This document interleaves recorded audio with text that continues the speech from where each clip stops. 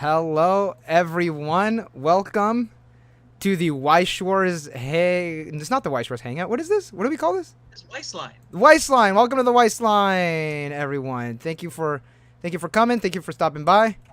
I just noticed I got to fix the chat box. Oops, my bad. So if hold up. Oh my god. It's like car talk for your deck engine. There we go. It's Fixed. a relationship helpline for your Yes. waifu. Yes, exactly. It's wired deck support. Yes, if you have any burning Weiss Schwarz questions, please do not be afraid to ask. My name Or any just is really smoldering ones. Yeah, We also accept smoldering questions. Yeah, Or even ones that have never been on fire. Yes. Don't ask any horticulture questions because that's like the one thing I'm not good at. Oh yeah. Yeah. Okay. Great. So, if this is your first time in one of these streams, this is actually the second time we're doing this style of stream. So, my name is Lunchbox5930. I'm the joke icon.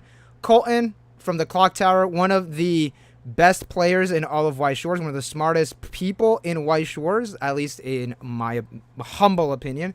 We're here.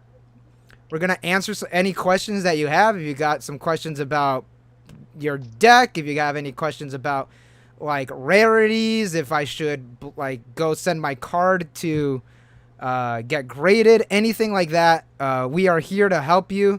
You've got the dumbest guy in Weiss Schwarz and you got the smartest guy in Weiss Schwarz, basically. Well, I think that humble opinion is wrong. How so? How so? What You're very fine. good. No, you Like, are. I'm all right. Like I'm not gonna sit here and say like I suck because I don't. But like, no, there are literally hundreds of people out there who are better at this game and know more about this game than I do. Sure. Many of whom are on YouTube. Like, oh, have you seen that Nendo WS video? I have. If for anyone that hasn't seen the video, go watch it. I love Nendo WS. They're one of my favorite like YouTubers now.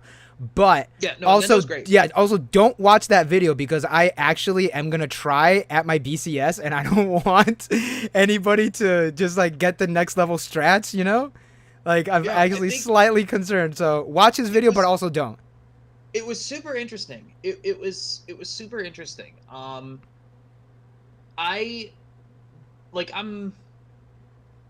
not as sold on like the early game stuff, like the sacking off the the thing you rested, the pay 1 top check 4, just I hate it. I'm not gonna lie. Like I just don't as an effect, it's never felt good to me.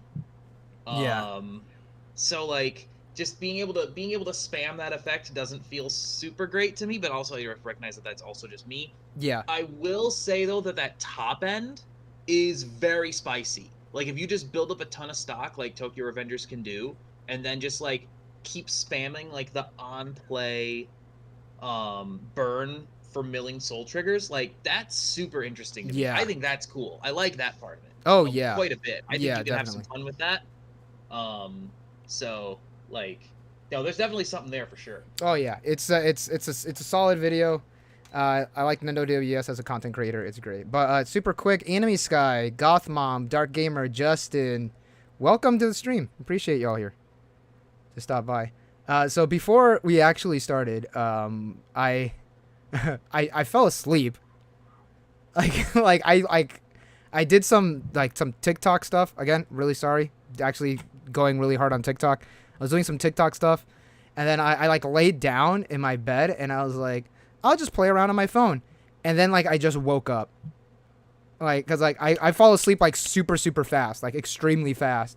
Like I literally lay down and like I'm like knocked out. I'm in bed already, so I woke up. We're gonna do one of these. One of these days we're gonna do one of these, and you're just gonna like go silent. Yeah, I'll be asleep. That's exactly it. I'll be asleep. So I literally like just woke up like at what? When did I text you? Like at 6 or something? it was about a little after 8 my time. You were like, I'm awake. And I'm like, dude, we're not doing this for 2 hours. Yes, exactly. So I got up and I like made a peanut butter and banana sandwich. Oh, that's a dub. Yeah, and I drank some almond milk, and I was like, hell yeah. That's also a dub. Yeah, so. Almond milk, super underrated. Oh, absolutely. Have you ever had oat milk? I want to say I have. I think I've like had it like in things. I don't know if I've ever like drank it. Drank it straight. It literally tastes like bread. It's really weird. It's really weird. That is pretty weird. I mean, hey, whenever I go when I go to Starbucks, support your local coffee shop and all that, blah blah blah blah. But when I go to Starbucks and I get my green tea latte, I always get it with oat milk. It's delicious. I mean, fair enough. You don't drink coffee, do you? I don't drink coffee. You don't? What do you drink to like wake yourself up? Water. Water? Oh. No, like okay. So I used to drink like just a ton of soda. Yeah. Hold on one sec. I literally can't. One sec. Okay. Blind Sora, thank you for becoming a YouTube member. I really appreciate it. If you're not in the Discord, I'll add the link to the Discord. Thank you. Sorry, Colton. Can you repeat all your scalding hot milk take or whatever it was? I couldn't hear you because of the notification. So like I used to get my like caffeine fix through soda, specifically. Oh yeah. Cola. Like that was my play, and I had to stop. Like it's so bad for me. It's just so bad for me, and like I was gaining weight. I was just it's awful. So I have like successfully weaned soda basically out of my diet entirely.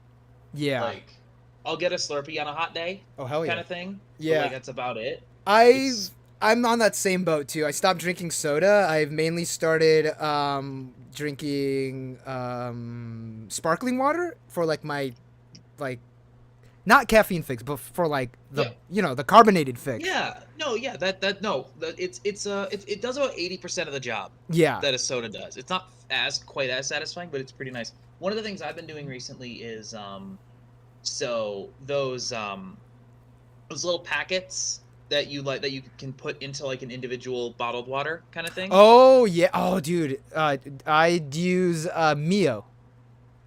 Something like that kind of stuff. I use Mio and Crystal Light.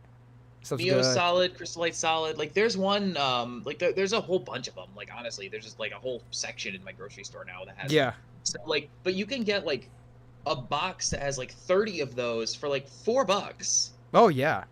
And it's like that is so much cheaper than literally anything that comes in like a pre-bottled format.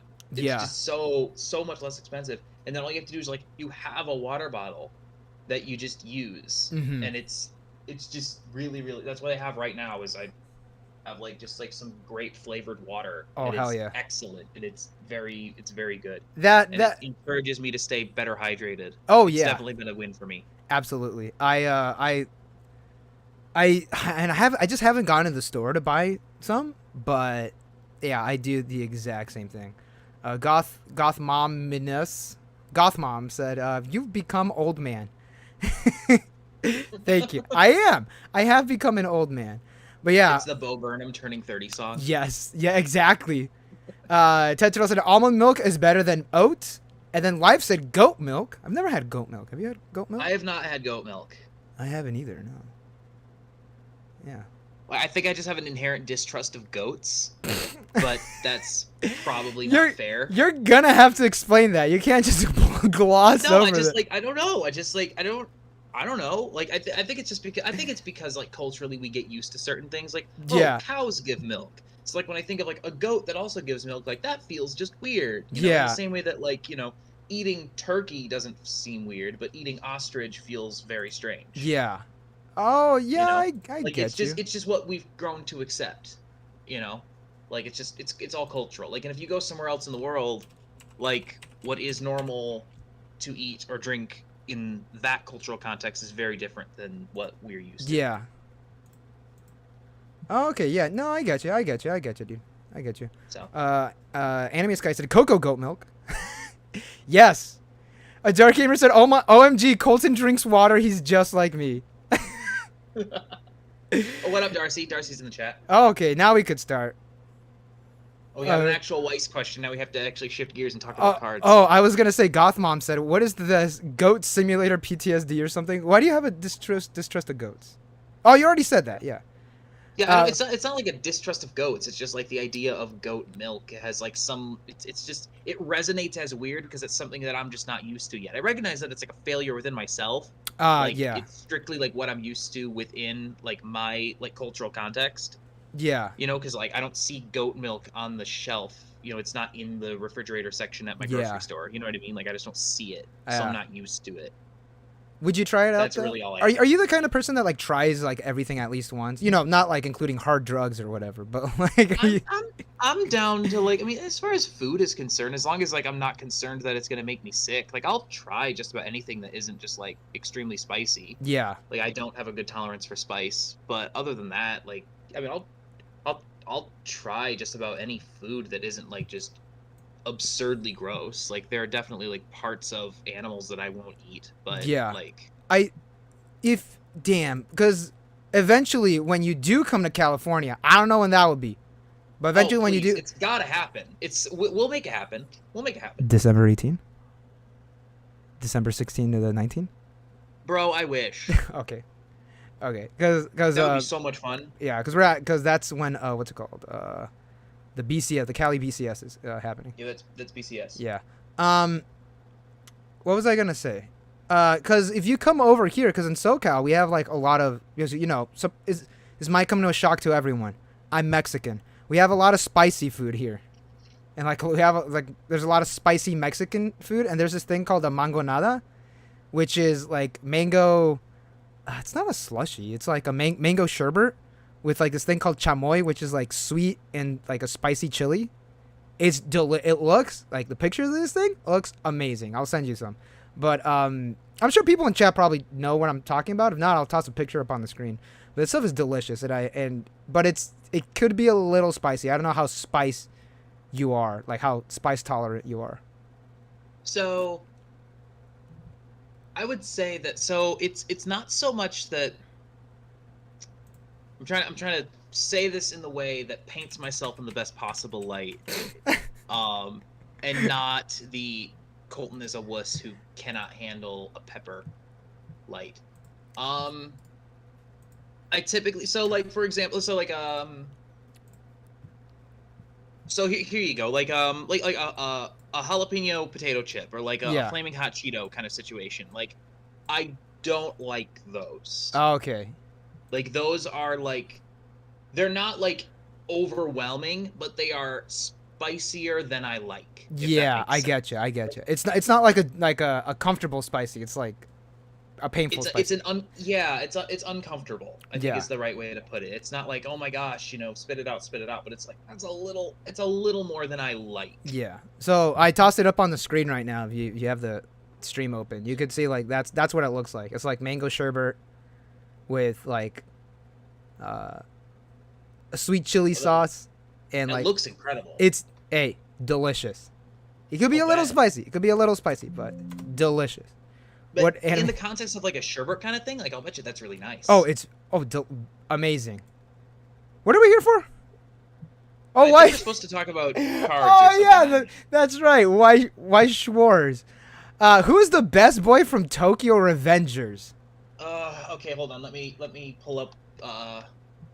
Let me pull up the Tokyo Revengers. Like, send him some tajin. Yeah, we'll send you some tajin, definitely.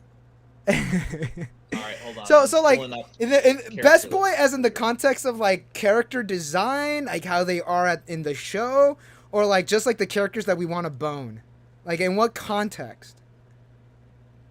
Are we doing like one of those like fuck, marry, like kill things? Or like I've not seen this show. Oh. I've not watched this, so I have no idea like who any of these people are.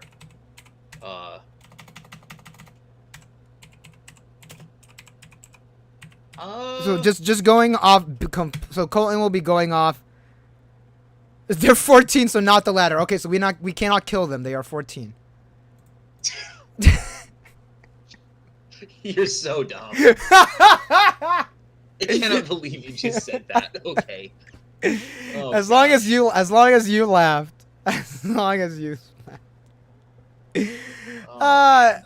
I like Mikey. Uh, Mikey is he's uh he's a good character. who's the one that who's the one with kind of like the longish blonde hair, like a little down over his ears? Like he's got some style to him. That's Mikey. Yeah, he's got some flair to him. Again, having absolutely never seen anything about the show, knowing nothing about it, he's got some style. I like it. He's got some swagger to it. He looks like the guy that you'll hang out with. He looks like the guy. He looks like the guy that would have tried to stuff me in a locker in high school. Who would you hang out with? Who would I? Yeah, yeah. I don't know. Like whichever one plays card games. That's none of them. They're delinquents. Then probably none of them, man. Like no offense. Like no offense to anyone in Tokyo Revengers, all of whom would beat you up, actually murder me in a fight. I mean, that's part of the show. Yeah. I can't afford to offend anyone who can, just mess me up like that. Yeah. But yeah, no, I mean, I don't know. You can plead the fifth. You can plead the fifth too. You don't need to answer that question. I would probably hang out with Mikey.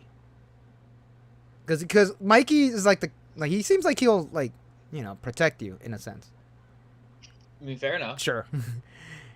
Let's see here. Darcy said the manga made me want to be a delinquent and fight people. Follow your dreams, Darcy. That's what I'm saying. Just follow your dreams. It's never too late. Yeah, and if you could follow your dreams specifically during the AO tournament this weekend, so I don't have to play you, that would be super. Yes. Again, who said I wasn't? Okay, so he's already. Darcy is a delinquent. I think Dark Gamer said I think I could take on Takemichi. Okay. Depends when in the show. When, at what point you started like when do you end I think I could take Takemichi on. Cause he kind of goes a little gar. Colton, go watch the show. Also, there's future adult versions of most of the characters like Takemichi, Naota, etc. So the rules could still apply. I'm sure he can at least take that. Silverthorn. What if they that new card smell? Oh, we actually have a card game question. That new card smell asked, what if they play card games but only MTG or something? LMAO. Okay. You can hang out with one character from Tokyo Revengers, but they're very, very, very into the Harry Potter trading card game. Who would you hang out with? Oh man, look, card games are card games, bro. Have you ever played the Harry Potter one, or did you only I haven't played the Harry Potter game. No. Did you buy the cards? I didn't. You didn't even buy the cards? No, I'm not a Harry Potter fan, so I had no reason to buy the cards.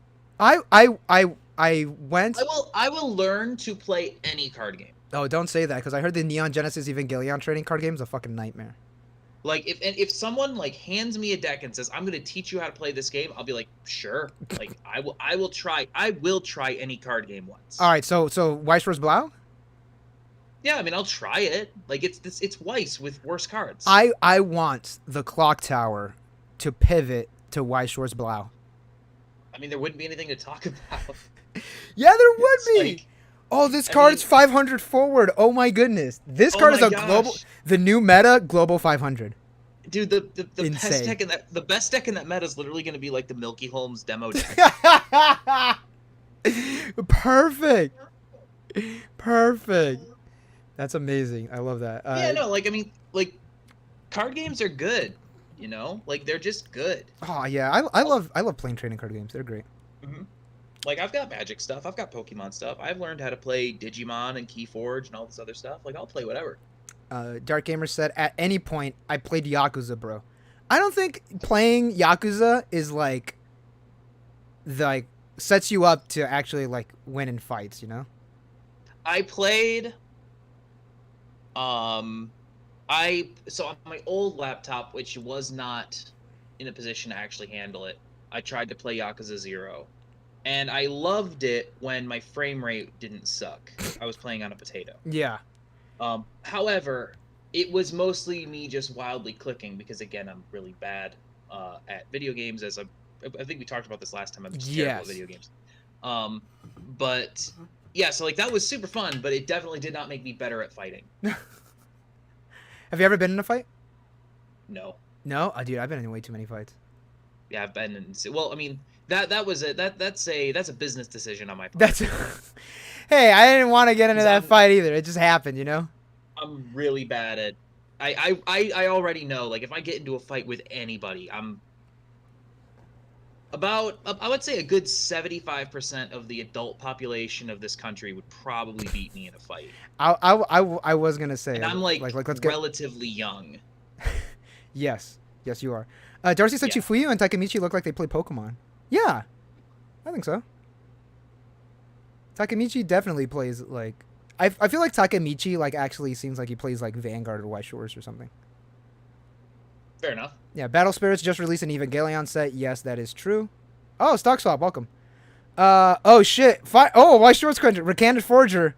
What 2 sets or decks would you love to watch in the Bro Finals? I want to see a Mushoku Tensei 8 standby mirror match. That's a lie. I don't know. I say, why do you like suffering? I don't know. I want to. Fuck. What would I like to see? I would. What would I? Oh, I know. I can tell you exactly what I would like. To see. I would. Hey, Recanted Forger, get ready for the fucking dumbest answers.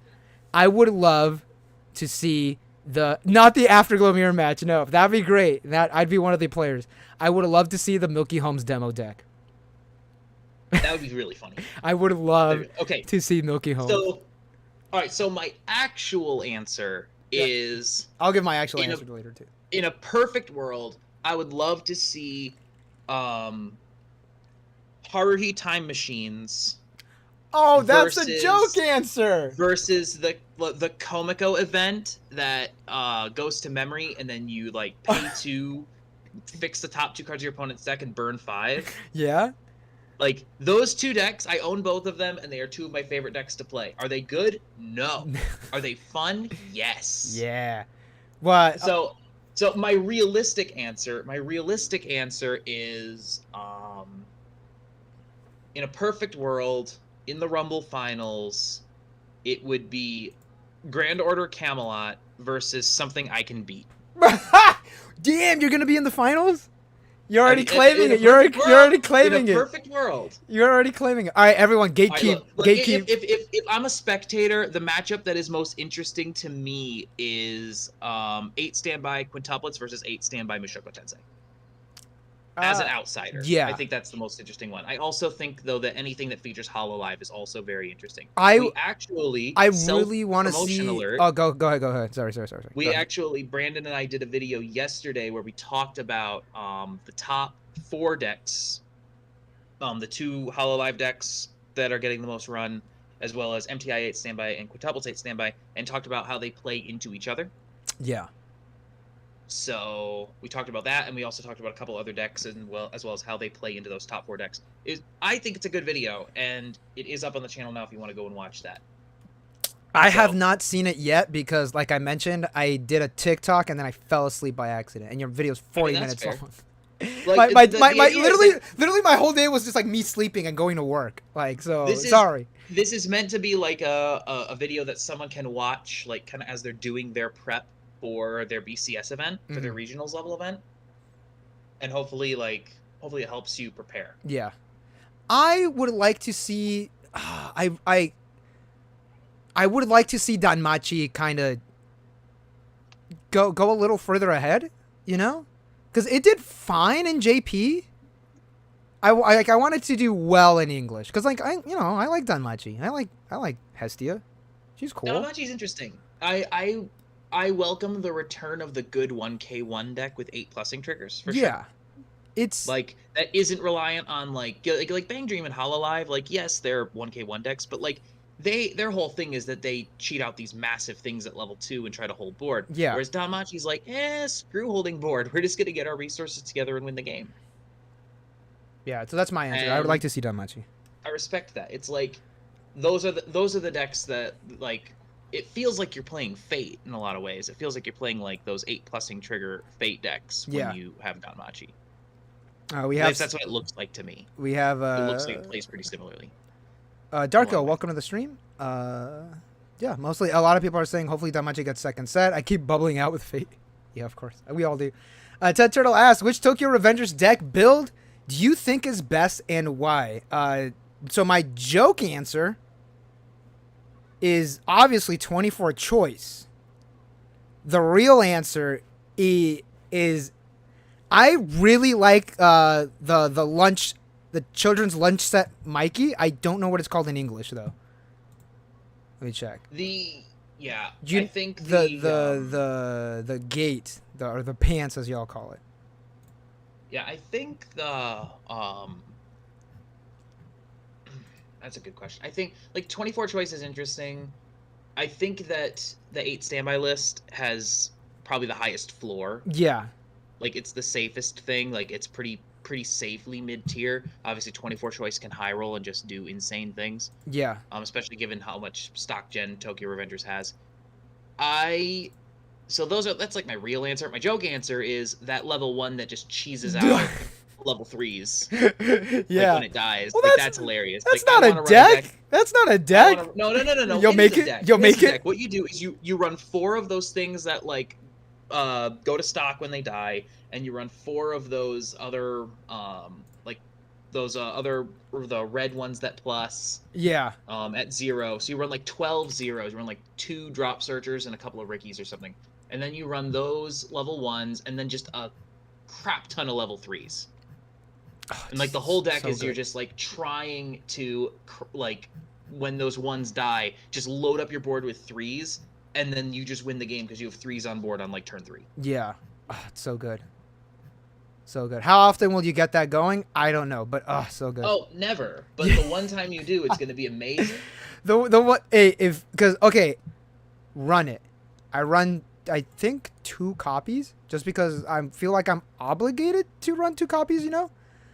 And No, if there's a weird card that can like just get you a massive plus by accident, like you're under some kind of obligation to at least try it. Yeah. Also, yeah, it is called Kids Meal Mikey. And Darcy said plug him.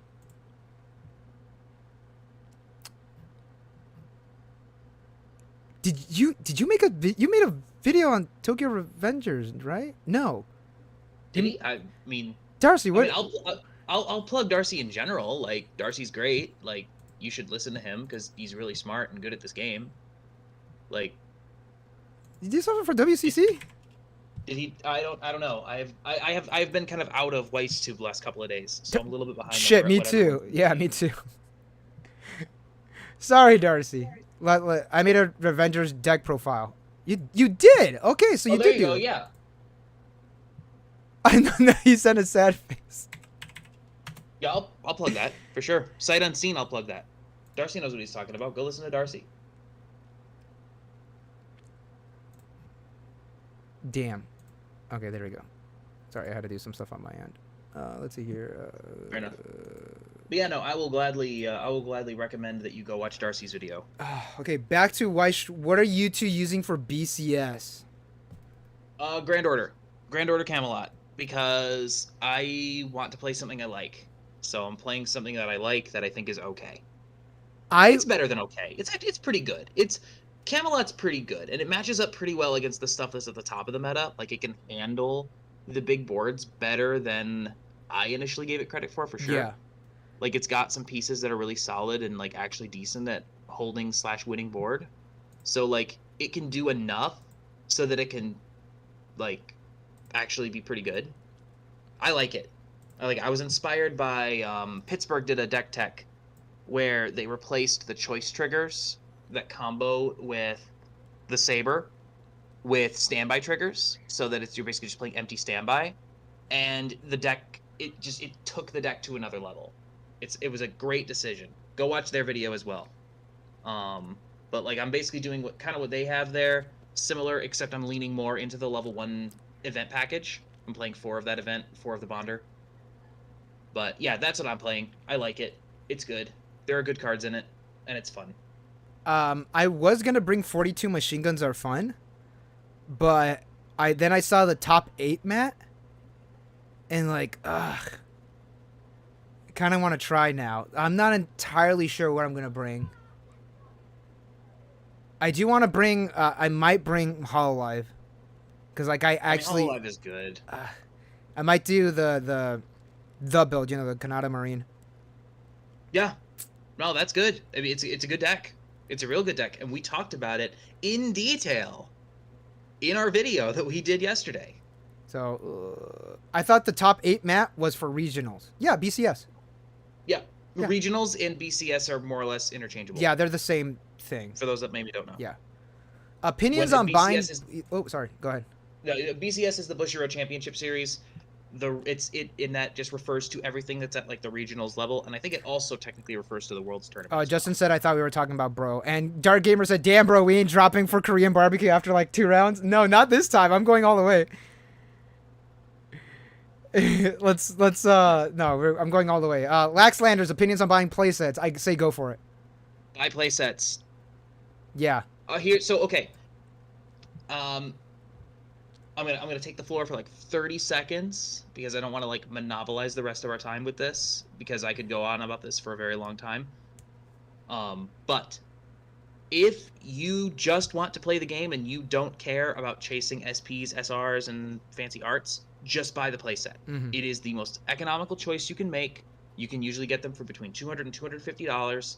It's the way to go if you just want to play and you don't care about the fancy arts. If you care about having SPs and all that, I recommend either getting a case or splitting a case. Splitting a case is really good because you're only getting the one playset because you need your playset. But then you also like predetermine with whoever you're splitting the case with kind of who gets what if you pull. So like you can save a little bit of money while also hopefully getting the thing that you actually care about, as long as like the other person doesn't also want that card kind of thing. So like there's a little bit of give and take with that. But if you want SPs, buy or split a case. If you don't care, get a playset. Don't buy individual boxes, and certainly don't buy individual loose packs. Just like don't bother. Like just get your playset, get what you want, get what you need, and be on your way. My recommendation. I disagree. No, I'm kidding. I'm kidding. Yes, absolutely. Yes, I couldn't have said it better myself. Yeah, get playsets. If you're trying to play the game, it's the best deal. Especially now, like if you wait like a week or so after release, you could get a playset for like maybe $250, depending on the set. Like it's insane. Yeah, no, there are playsets. I mean, shoot, a playset of Hololive was literally like $150. Yeah, absolutely, especially for how many cards are actually in Hololive. That's fucking insane. Like that's absolutely insane. No, it's so cheap. Like especially like most recent sets are getting opened at a pace where you can find a playset in like the $200 range. Yeah, that's not gonna apply to everything. Like Hololive is obviously like a stupid popular set. So something that isn't as popular is not going to go for as much, especially also if there's like meta demand, right? But yeah. So I'm curious to see what happens with like Dragon Maid, because Dragon Maid is like not going to be meta, but it's also a really popular property, so I don't know how much of that's going to get opened, but usually it's like between $200 and $250. Yeah. It's pretty consistent. Captain Video on Twitch said, or just buy a case and keep all the SPs for yourself. Yeah, if you could also afford that, yeah. Just get a case. Also you do need to remember, if you get a case, you need to open up all the packs, which could be very time consuming. Yeah, that is a lot. Yeah, it does take time. Yeah, a case will run you like $1,000. Yeah, $1,000. Like that's a lot of money. At least for me, it's a lot of money. I don't know about y'all. I mean, maybe y'all are rich. I don't know. Shit, fucking, I'm not rich. There's I know you're not that active on the Discord, but there's a joke on the Discord now. That's PayPal me $200. Like, I don't know where that even fucking started. Like, I literally never said that in my life, but apparently that's a thing that people. $200. Yeah, apparently. So that's a thing that people like equate me with. PayPal me $200. Like, okay, like, fucking. I love y'all in the Discord. Y'all make me laugh. It's from Love Life. Yes, it's from Love Life, but she's never said that. Oninatsu literally never said PayPal me $200. Oh, fuck. Let's see here. Danmachi, watch both players mill all their climax. Oh, it's the best feeling in the world. It's the best feeling in the world. I played against a Danmachi player.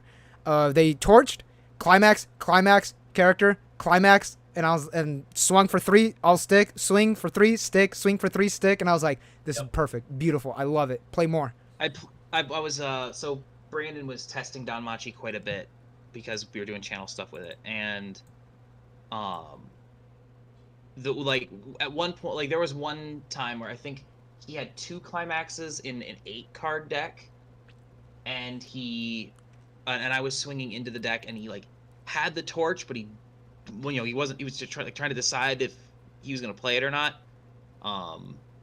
So like after the game, like I think he didn't play it, and I stuck 3 in 1. But then like afterward, like I dug into the math, and basically there's math. in most situations, as far as I can tell, like I'm not, I'm not some math expert, but as far as I can tell, like it's basically Schrodinger's torch. Like Damned if you do, damned if you don't.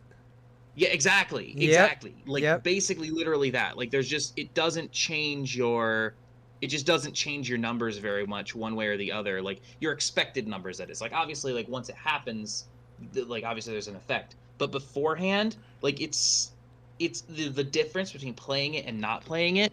Like it's just you don't, because you don't know what's in those top 4 cards. Yeah. And like there's no good way to like it's not gonna necessarily make your deck state better or worse. Yeah, and also I don't think Danmachi is like that new player friendly, especially because of the Hestia's knife. Like, when do you stop? You know, it's not like I'd say like Danmachi isn't exactly new player friendly. I would agree. It's very different. It's weird because it's, in a lot of ways, it feels very classic, right? Because you're playing 8+ing triggers and a lot of mill tools. Like it feels a lot like a Fate set. It feels like you're playing something like that. You always go back to Fate. It does though. It does. You always go back to this motherfucker. Like there's a lot of mill. There's like that's you're basically playing just it's Azasa on an event, right? Like. So it feels very much like, something that you would have played a few years ago, but at the same time, it also has such a dense event package with so many different things that are trying to, interact with each other. So. Yeah. Senny-sen VTuber, welcome. What is the difference between colors in Weiss Schwarz? I mean, it's basically just what climaxes they're attached to. Yeah. I think there used to be a little bit more color identity. Yes, there used to, but it's not as strong anymore. Like you used to see, like green was the color of Negsoul, red was a little more burn focused. Maybe blue was did a little bit more with card advantage. Like it did a lot more drawing. Yes. Like something kind of sort of like Magic in that way, but it doesn't really work that way anymore. Except where the climax combos are concerned. Like, Dragon Maid, for example, has a red Negsoul combo coming out. Like, that was historically something that green did. Like, green has been the color of Negsoul predominantly, yes. But they're moving off of that. Like, the thing that sets the colors apart now is just what triggers there are. Because red has Standby and Salvage, yellow has Wind and Choice, green has Bag and Bar, and blue has Book and Pants. And there are others, but like those are the ones that you see predominantly. Like there are different ways to split soul and power, but predominantly when we're talking about triggers, those are the triggers that you see. Yes. Ted Turtle commented, I whiff on those on the 1/1 Takemichis. I whiff on those and get level 0 and climaxes most of the time. I run 2 of them. Takemichi has a few cards at plus in stock. Senny-sen asked, another question from Senny-sen, long-time listener, first-time caller. Do you think Weiss Schwarz is a complicated game for new players to get into? To a certain extent. Like, so it's interesting. So Weiss is very rarely someone's first card game. Absolutely. I always say that. Like, Weiss is almost never your first card game. Like, you played, like, for me, I played Pokemon. Like, I played Pokemon. I was kind of, like, in the local competitive circuit for a couple of years. And, like, coming from Pokemon to Weiss, like, the game is different. I think the thing that's most different is the fact that you have way more control in Weiss than you do in other card games. Like in Magic, you don't see every card in your deck in every game. In Pokemon, like you don't. Like if you deck out, you lose. Whereas in Weiss, it's like, oh yeah, you deck out twice a game. It's normal, if not more. So I would say like it's not so much complicated as much as it's just you're exercising different muscles as a card player. Like stock is an interesting mechanic, right? Recognizing that a lot of this game is controlling your odds, right? Like getting good compression. Like it feels when you first watch Weiss being played, it's like, oh, it's a game of chance, right? Because like you either hit your swings or you don't. But so much of the game is about managing your compression, managing your odds, negating attacks, and winning board to gain card advantage, like all that stuff. Yeah. So the game is much more about managing odds than other card games, which are a lot more like they're trying to get to a certain point, they're trying to establish a certain thing, whereas Weiss is a lot more about developing advantage by managing odds. So I would say that's the biggest difference. Is it complicated for new players to get into? If they're coming into card games for the first time, yes. If they're a card game veteran, I would say that there's a learning curve, but they eventually pick it up and they see how it works. I'm a better Magic player because I play Weiss now, but I'm also a better Weiss player because I play a little bit of Magic. Mm-hmm. Yeah, I don't think Weiss is that hard. There's some certain every card game has the little hidden rulings, but that's like every card game that you'll eventually learn. But Colton, Gothmom did redeem 50 soul points on Twitch for us to hydrate. So drink your water. Oh. All right, drink your water. All right, drink my water. Thanks, Gothmom, for reminding us. Thank you very much. So yeah, I went from Yu-Gi-Oh and Pokemon to Weiss Schwarz. I'm still very into the Japanese. I think I talked about it with Dark Gamer, but I don't really play that many, anything Western. Hella weeaboo of me to say, but I don't really play anything super Western. Fair enough. Yeah. Luke Chung asked. No, hold up. Luke Chung writes in, I don't know how to say this word. How do I stop being a fucking pepega during the game? What does that mean? Also, how do I concentrate on the game more? It tires me out so much. What's a pepega? I don't know. I don't know. How to stop being a chud, I guess? I don't know. Also, okay, let's just focus on how do you concentrate on the game more? I'd say no matchups.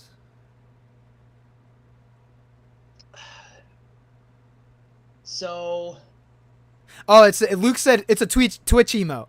Basically dumb. Oh. Okay. All right. So. Oh, Pepe! Oh my God! Okay. Got it. I would say that Sorry. Okay, so if you want to, so if we're talking about making smarter decisions in game. I mean, the first thing is unfortunately, it's play hundreds of hours of Weiss. There's some stuff that it's not gonna get drilled into your head until you've made the same mistake 7 times. That's just the unfortunate reality is some of those things are just not gonna get, hammered out until you've played the same deck 100 times and then you finally see the line. You know what I mean? That's the unfortunate reality. Just keep playing and keep fucking up. That's what I say. Yeah, and that's also and when Brandon and I are playing, it's oh wait, hold on. I'm gonna cut you off because you love to talk. Super quick. Know your surroundings. Know the other decks. Know what other decks do, not just yours. Yep. Okay, back to you, Colin. Yeah, no, I mean you're right. I do just kind of ramble on. Sorry. No. But so when Brandon and I are testing, right, and getting ready for events. Yeah. That's one of the things that we do is we talk about what's happening back and forth even during the game, right? Like when Brandon and I are playing, the goal is like obviously we like want to win in a technical sense, but like the goal is to learn something, right? The goal is to figure out how the game works at a level that makes us better. So I would say that like one of the big things you can do is like approach your testing in that way, right? Like if someone makes it, like when Brandon and I are testing and one of us makes a mistake, we immediately like just take it back, like we fix it, right? Because we want to play things on an optimal line. We want to learn how to see things the way that we want, the way that they ought to be played and the way that they ought to be going. Mm-hmm. Um, so I wish there was a simple answer, but like realistically, it's spend as much time around Weiss as you can. Like that's how you learn stuff, and that's how you learn how to see things Yeah. and how to recognize situations. As far as concentrating on the game more and getting tired, like first of all, I hear you.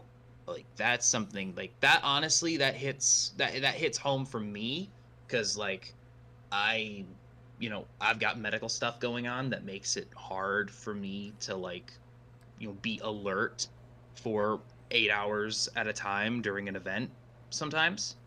Like it's just difficult, it's just taxing on my body. So I get that.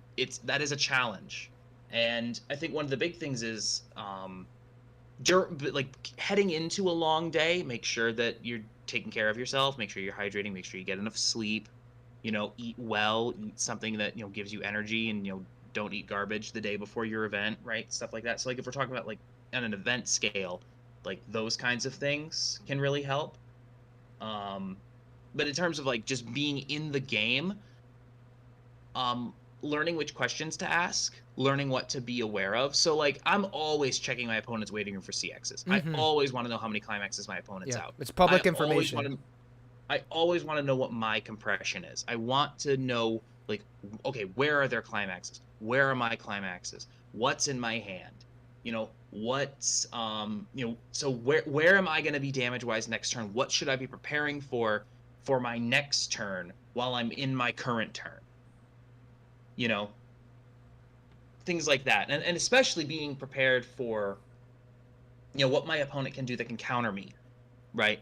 Like especially right now because there's so many different counters. There are event counters and Nexel counters and tap counters and all these things that can potentially mess you up. Like how can we play around these things? Being ready for every contingency, like that's the easiest way to concentrate is to keep giving yourself things to think about because there is so much to think about.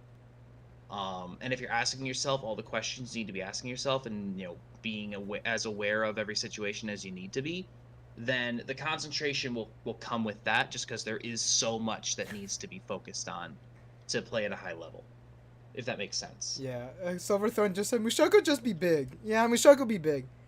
Yeah. Vishoku do be big though. So to Do be big. in response to Colton, I disagree. No, I'm kidding. I'm gonna use that joke so many times today. But yeah, completely correct. Stay hydrated. Eat your food. User not found said buying single boxes is for degenerate gamblers like me. Although user not found does constantly hit SPs out of single boxes. I don't know how he does it. Darcy said I've noticed that some people are just lucky like that. Yeah, not me though.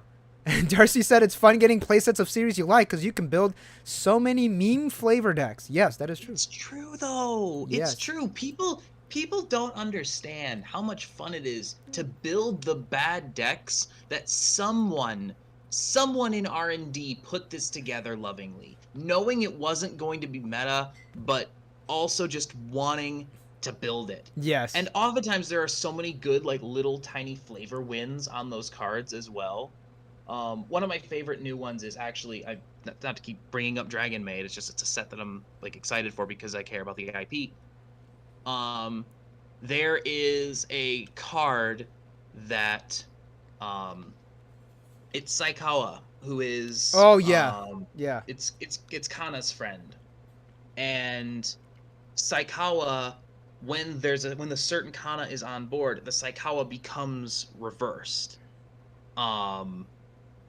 And or some or it's some like that the card reverses itself going into the attack phase. So like it literally like it basically it reverses itself going into the attack phase. It's exactly what it does. It's written on the tin. Yeah. But it's a Rize, so when it does that, you can top check 3, like add a character and ditch. But then if the Kana's on board, it flips the Saikawa around. Like Kana's like comforting Saikawa and like making her not sad, so she's not reversed anymore. Like something that kind of like happens in the show. Yeah. Like it's a dumb little mechanic. Is it good? No. It's a double Rize. Like that's not very good, but it's fun, right? And I'm gonna play that. I'm gonna play that mechanic in that deck. As much as I don't think the Kana deck is very good, I'm gonna play it because it's gonna be fun to play because I care about the IP. So like, but there are so many little decks and little interactions like that that just get glazed over because we talk about meta so much, which again, like I'm not saying we shouldn't talk about meta, but there are a lot of fun little decks. Like Hololive has so many decks. Like the Hololive standby deck is actually really good. I played into the Roboco merge package today. Yeah. And that thing is just good. It's fun and it's interesting. Like there are tons of good decks that a play set will give you access to, and you can just build them and have a good time and just have 5 or 6 decks in your set, and it's great. Like it's one of the best parts of having a play set is just you get to play all the archetypes. Yeah, definitely. Dark Gamer asking, Colton, help me make a 5th anniversary Bandori deck that uses Mitake Ran and Yukina finishers because they're my OTP. I could help you do that. No, because I have no idea what's happening in JP. I could help you with that. I could actually help you with that because I'm actually like working on building it like right now. Darcy said, hey, I gained a new subscriber 6 minutes ago. Thanks for the plug. That's what we do, Darcy. Absolutely. Hey, if you have not subscribed to Darcy, go subscribe to Darcy. Also follow him on Twitter. Darcy's great. Oh, yeah. I follow him on Twitter. Colton, what are the hotkeys for Weiss fight? Hold up. Then someone helped him out. Okay, so no, never mind. Yeah, I'm such a plebe. I click with mouse. I don't use hotkeys. I should use hotkeys, but I just don't. Luke Chung asked, best meta deck for dummies. 8 Standby Mushoku Tensei. No. Yes. No. There's there's literally no skill in 8 Standby Mushoku Tensei. That is not true. That is 100% true. There's absolutely zero skill. I would say So I just muted Colton so I could say that there is actually no skill in Mushoku Tensei. All right, now you're unmuted. Wow. No, I would disagree with that assessment. I would say that the easiest good deck to just pick up and play is Love Live Sunshine. No, meta. You heard me. No, I disagree. Love Live Sunshine is not meta. How is Love Live Sunshine not meta? It's not. How? Fucking has anyone like gone that far with Love Live Sunshine as of now? No, Mushoku Tensei. When motherfuckers could come to my locals, brand new to the game, literally just bought the deck 2 days ago, never just played their first match 20 minutes before the actual local starts, and they get second out of a fuck. How many people were there? 28 person locals. Absolutely, Mushoku Tensei. I'm not saying MTI isn't beginner friendly. It is. It has a relatively straightforward strategy. It knows what it's trying to do. Like I'm not saying that MTI isn't beginner friendly. It is. But if we're talking about the most beginner friendly deck, it's definitely Sunshine. No, it's Mushoku Tensei. Definitely, it's Mushoku Tensei. Stocksoft said, I disagree. Weiss in a way. Love Live Sunshine isn't meta when barely anybody played it at Springfest, and it still had the 6th highest representation in top 8. Sure, Mushoku Tensei is still the easiest deck to play, though. It's the easiest fucking deck to play. It's literally just Rika Chika Yo. Like it's the whole deck. Is you just I play Chico. Fucking Mushoku Tensei. Mushoku Tensei is just all right. Play climax. All right, trigger climax. Call the big character. All right, call the big character again. Like, and then you just sit on them. Mushoku Tensei is very easy to play. I'm not saying it's not beginner friendly. Like, don't get me wrong. Like that's not what I'm saying. I would say they're 1 and 2, but like. Sunshine is literally, but the Sunshine literally just burns. Like you just swing and you burn. That's the whole deck. And Mushoku Tensei is you play big card. Mushoku Tensei has a top end you're trying to build towards at least. Like Sunshine literally is just like your top end's down at level 2 and you just keep it on board. Mushoku Tensei isn't newbie friendly, but Mushoku Tensei is the easiest meta to play. Yeah.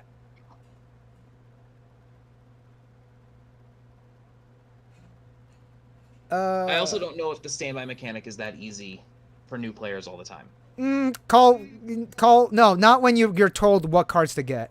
Like that. That's like because when you trigger the standby and you're told what to get, like grab this card, grab this card. Like, I mean, if someone's looking over your shoulder telling you what to do, any deck is easy. no, to use. no one was telling this cat what to do. Like, no, dude, this deck is fucking easy. Standby is unintuitive to beginners, but as long as they understand that, it's easy as heck. Easy meta is Marine Hololive. Just have one Marine and 4 stock to do the combo in 3 lanes. I have seen some people mess that up though. Marine's pretty easy though. I think Hololive in general has like a relatively low barrier to entry. Barrier for entry, Like, yes. Like I'm not again. This is not meant to like insult your favorite deck. Like I don't want to say like Love Life Sunshine players are bad players because they play an easy. No. Like if you're gonna play any deck at a high level, you've got to be good. I'm actually insulting Mushoku Tensei players though. Oh my gosh. I think Rushia is easier. Okay, I have also seen people grab the wrong stuff with Marine. Yes, I have too. Stock Swap also says, I disagree. Weiss is way more RNG. In V-Cross, you always pull off your game plan. They are different games. Yeah, obviously they're different games. I haven't played enough of V-Cross, but from what I'm told, if you do one wrong move, like you're done. Like that's it. Like there's no going back. So I can't speak to that, unfortunately. No one has ever sat across from me and handed me a Wicross deck and said, I'm teaching you how to play Wicross. Launch and Colton, if Osika ever comes to the United States, will you play it despite yoinking every good... I will play it because it yoinked every good series. Yeah. Like, I started playing Weiss so I could build Saber Waifu. That's why I started playing Weiss. Like, if you think that I'm not going to play Osika just because it's not Weiss. Well, Osika has Maid Dragon. Anime. The anime stuff from Maid Dragon. Yeah. I'll definitely pick up Spy Family. Yeah, I'll play anything that has an IP that I'm interested in, as long as the game doesn't suck. Like I don't know. I tried to find how Osaka was played one time, and the only thing I could find was like a single video on YouTube, and it was all in Japanese. Of course. And so I have I still don't know how the game works like at all. From what I've read, it's close to Precious Memories.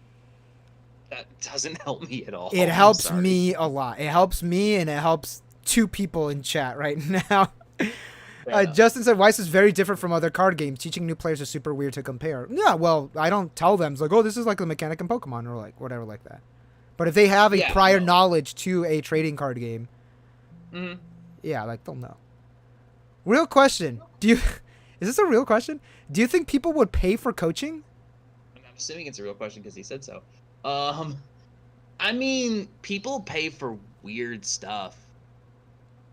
Look, if someone in chat wants to have like a private one-on-one like Discord call with me, and I'll coach you on how to play your deck, I can't promise you results, but I can promise you that like I would accept that offer. I would just say PayPal me $200.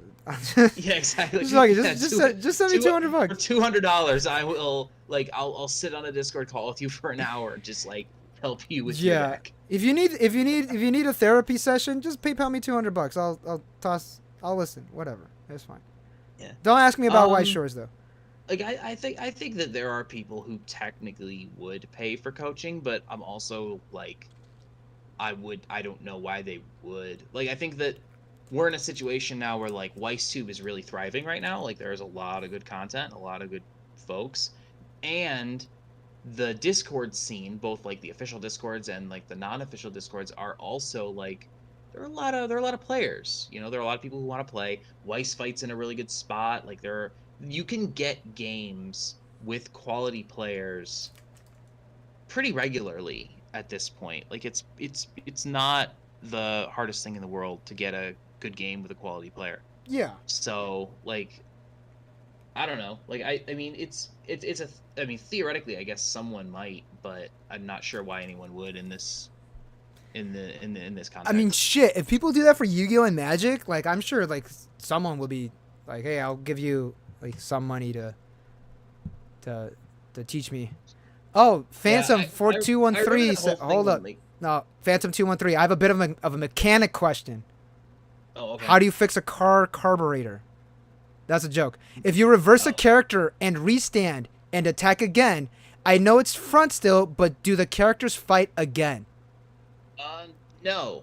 The dude is reversed, so Yes. no, they don't fight again. Yeah, it's already reversed. Yep. So yeah, you don't have to like they're already reversed. It doesn't go through. So the like reverse process again. So for example, like if I'm swinging with a 12K reverser, or if my reverser is at 12,000 power and your defensive card is at 10,000, if I reverse you, and then I restand and then I swing again, like you don't get to like back it up with a 2,500 power backup, and then surprise, you're actually reversed this time. It doesn't work that way. Yeah, like when it's reversed, like it's reversed. Once a thing has been reversed once, it stays that way. Yes.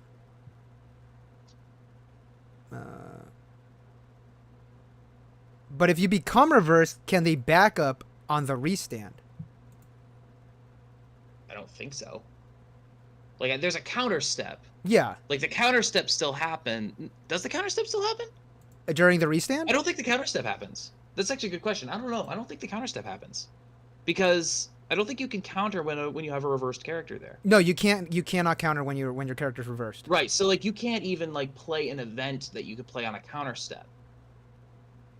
If that makes sense. Like events that have the counter icon on them. Like, you can't play those during that at that point either.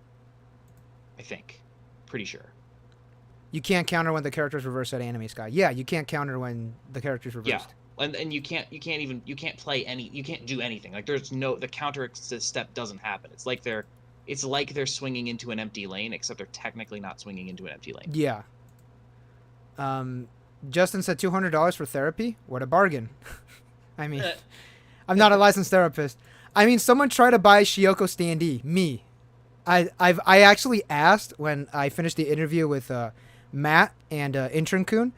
I was asking him, I was like, what do you guys do with like all the promotional like stuff? And he's like, oh, at times we just toss it in storage, and some of them we even just like throw away.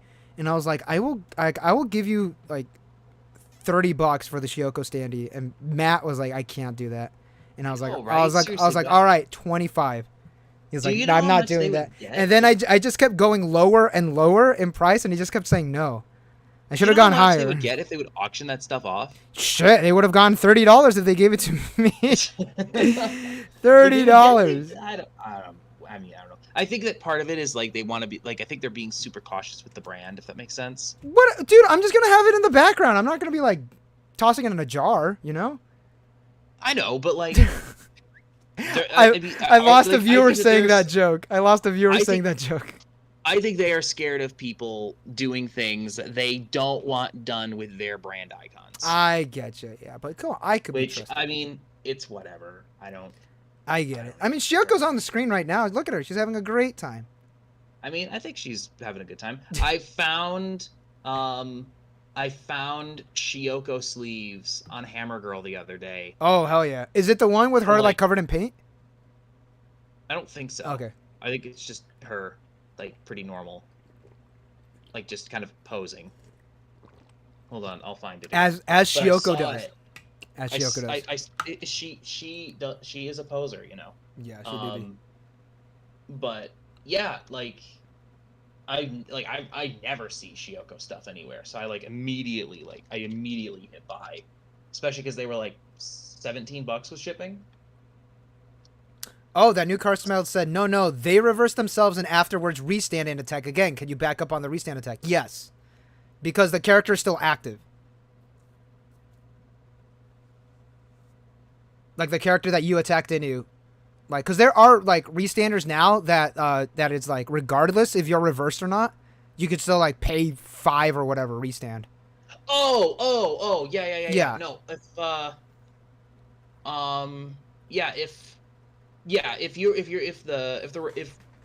restander did not reverse the thing, then yes, then that there's still a counter step there. Yes. I just sent you a link to the sleeves I bought. All right, let's check. Let's take a peek. Can I toss it on the screen? Sure. Let's see here. Ah! Oh, these are perfect. Aren't they great? I saw those and I'm like, I've wanted Shioko sleeves for a while, but I've never found them for anything that wasn't exorbitant. Yeah. And I was like, I found those by accident, and I'm like, yes, now mine. Like, oh man, Shioko needs more. Shioko's great. She's gorgeous. I love her. Look, she has like the little like on the bottom. You see like the little like Weiss like power, like the border. Oh, yeah. You know. Oh yeah, I see that. Nice. Phantom 4213 asked Shioko set when? There is one. It's in JP only. User not found. Literally just asked. literally just answer that. Yeah, there is a Shioko set. There are also a lot of Shioko PR cards floating around that you get them in official, like Bushiroad settings. Oh, there's a lot more in JP than in English, but yeah. You could technically build a Shioko deck, which is great. That's true. You can. It's so expensive. Yeah. Shioko is banned because of Superstar. This is true. This is a true statement. Yeah, a Shioko card, it was actually banned because of Love Live Superstar. That's amazing. Yeah. Superstar. All I hear is like I don't really know what Superstar did, but all I know is that it did something. Like it did some shenanigans. I could. So there's a card. I'm probably gonna get the effect wrong. That if you're in 3/6, yeah, that's right. You do multiple effects. Yeah, you do multiple effects. I think it's Icy Tail. Yeah, I it's believe. just like something like just popped off weird stuff. Yeah, and then you use the Shioko, which was a clock encore, just like a glow, because it's a Shioko card, it could be played in any deck. Icy Tail twice in the event. There you go. Icy Tail 3 or Fumio. So you Icy Tail 3 2 times at 3/6. That's what it is. Yeah.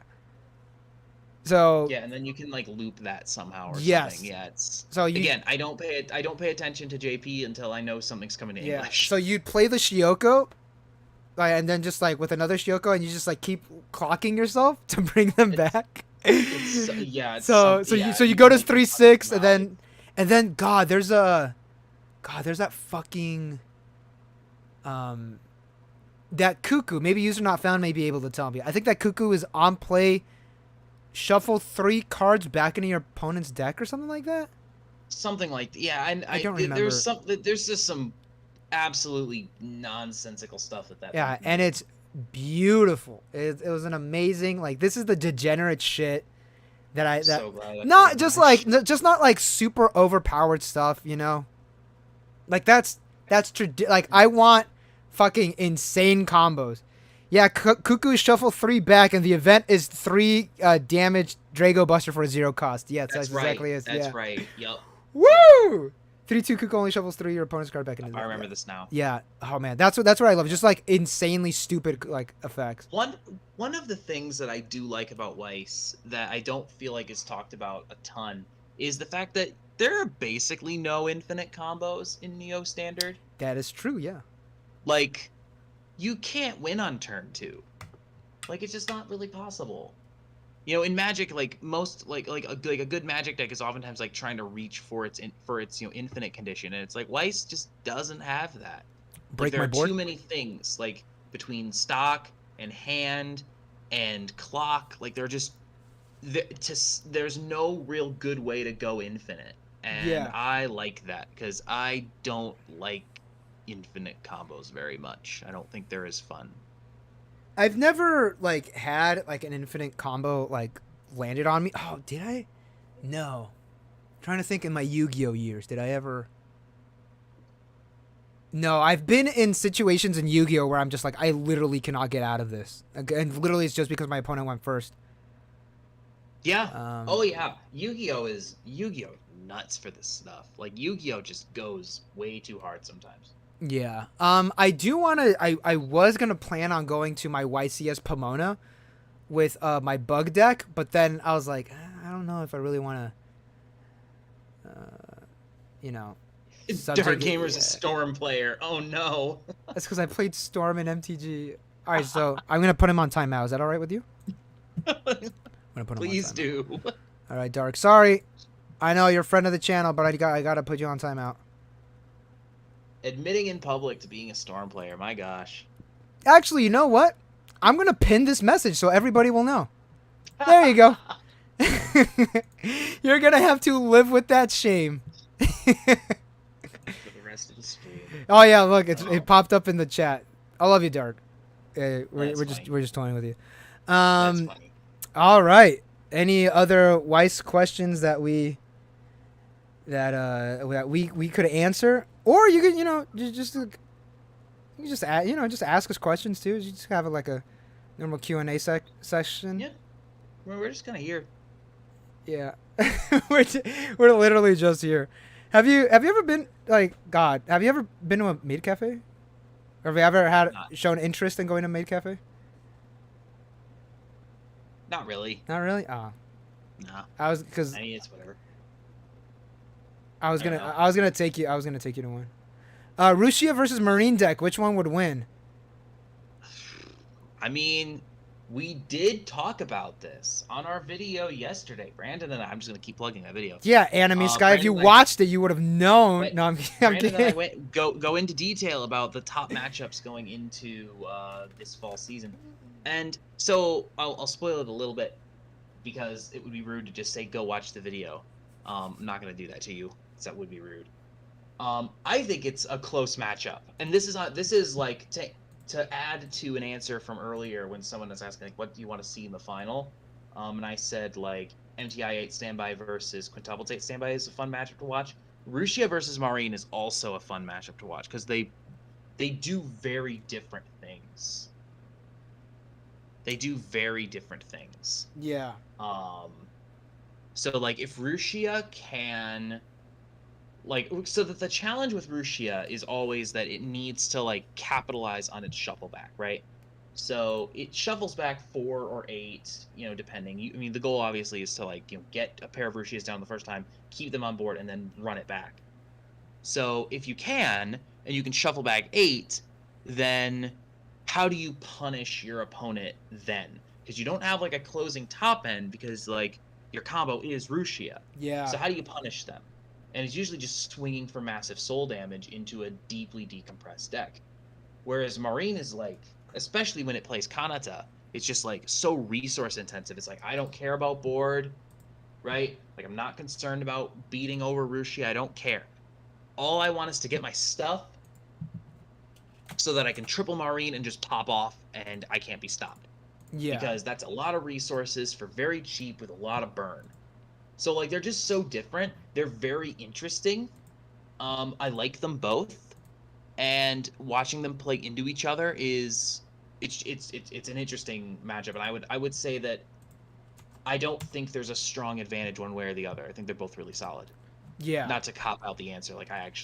It's actually just that close. And I would say that unlike previous metas where it was pretty clear what the favorites were in some of these matchups, in these matchups, I think it's a lot closer. I don't think the difference between the decks at the top is as broad as it used to be.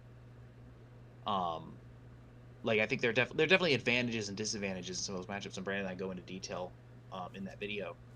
But I don't think any individual deck has a massive advantage over another top tier deck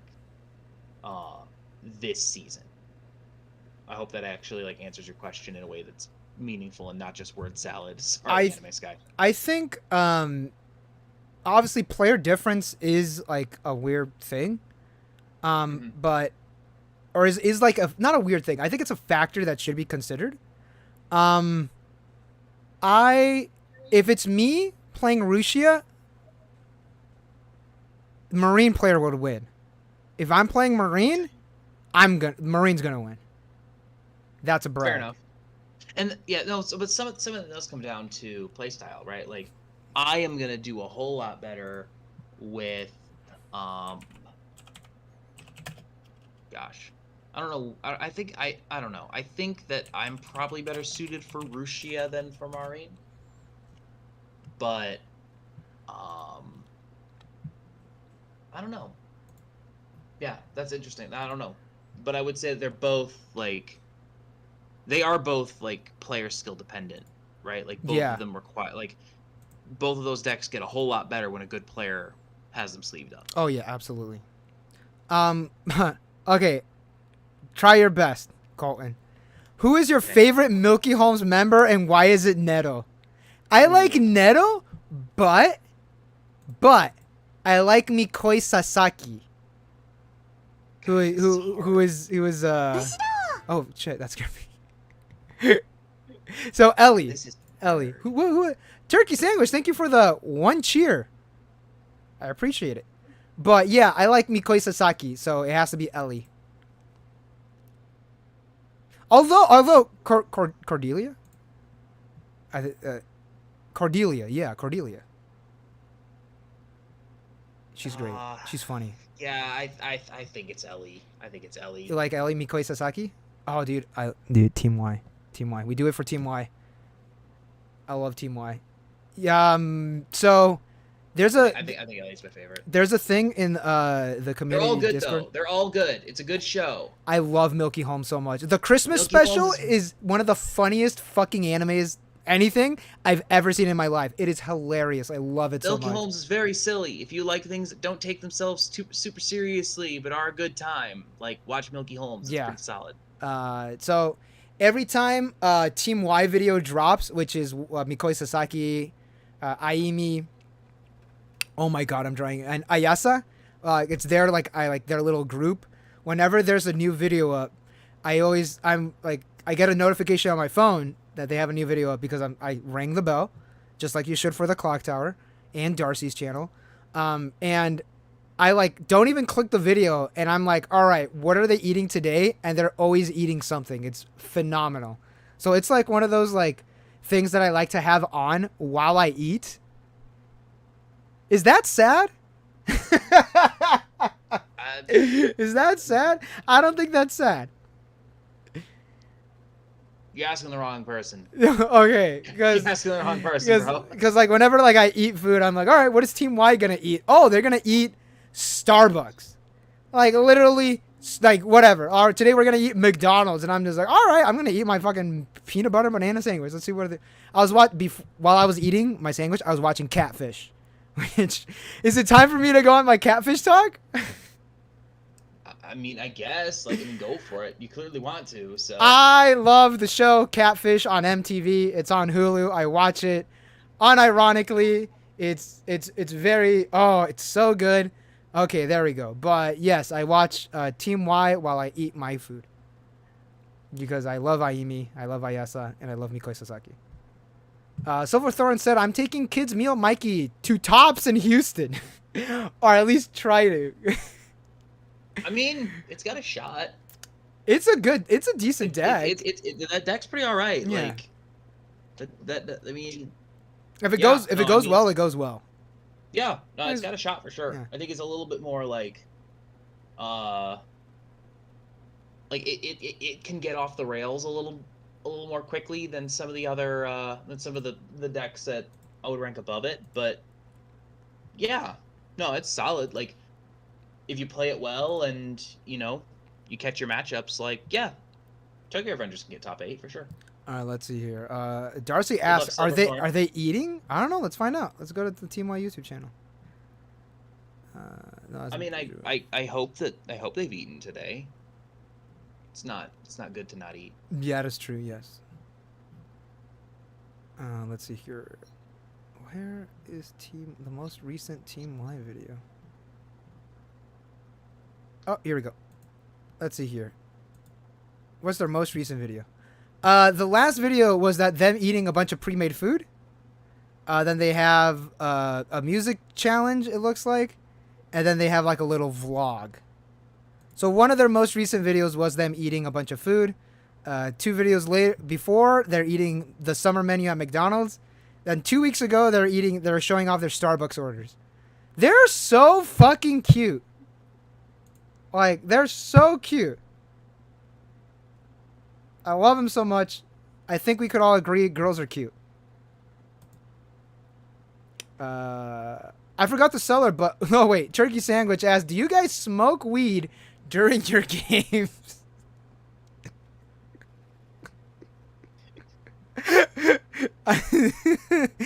No, I don't. I don't either. All right. I'm sorry to disappoint you. Do you eat while you play your games? Not typically, no. There was a guy Like on Weiss Fight, sure, but like I mean, not physically. It's just it's too many things. Yeah. There was a cat, like I think it was like either the first or the second time I ever went to one of my locals, like when I was first playing. I went there and then it was round 1, I won round 2. My opponent didn't show up, so I went up to the TO, I forgot who it was. And then I said, it's like, "Hey, my opponent isn't here yet." And he's like, "Who's your opponent?" I was like, "I don't know this guy." And he's like, "Oh, he's probably at McDonald's. He'll be back." And I was like, "Okay." And then he came back like kind of late, and he was almost about to get disqualified. And he was just eating while he was playing. He was playing with one hand with a burger in another. He was just eating while playing. No, I couldn't do that. I couldn't do that. The food was away from the cards though, so I think it's okay. Like I don't know, like.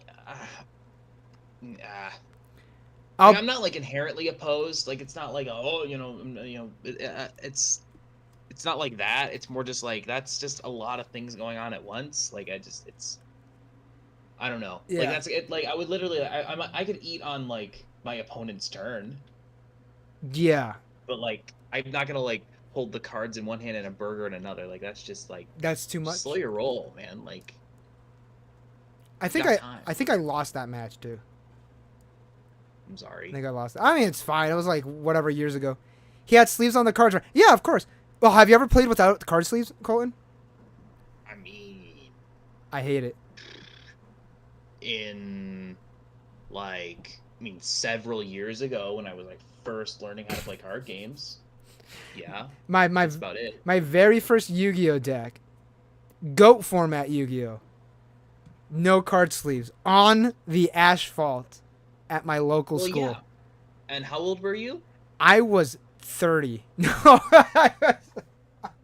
I just imagine a fucking Lunchbox like goes to elementary school, so they're the only people who will play Yu-Gi-Oh with yes. I was fucking God, how old was I? I was like 8 or 10.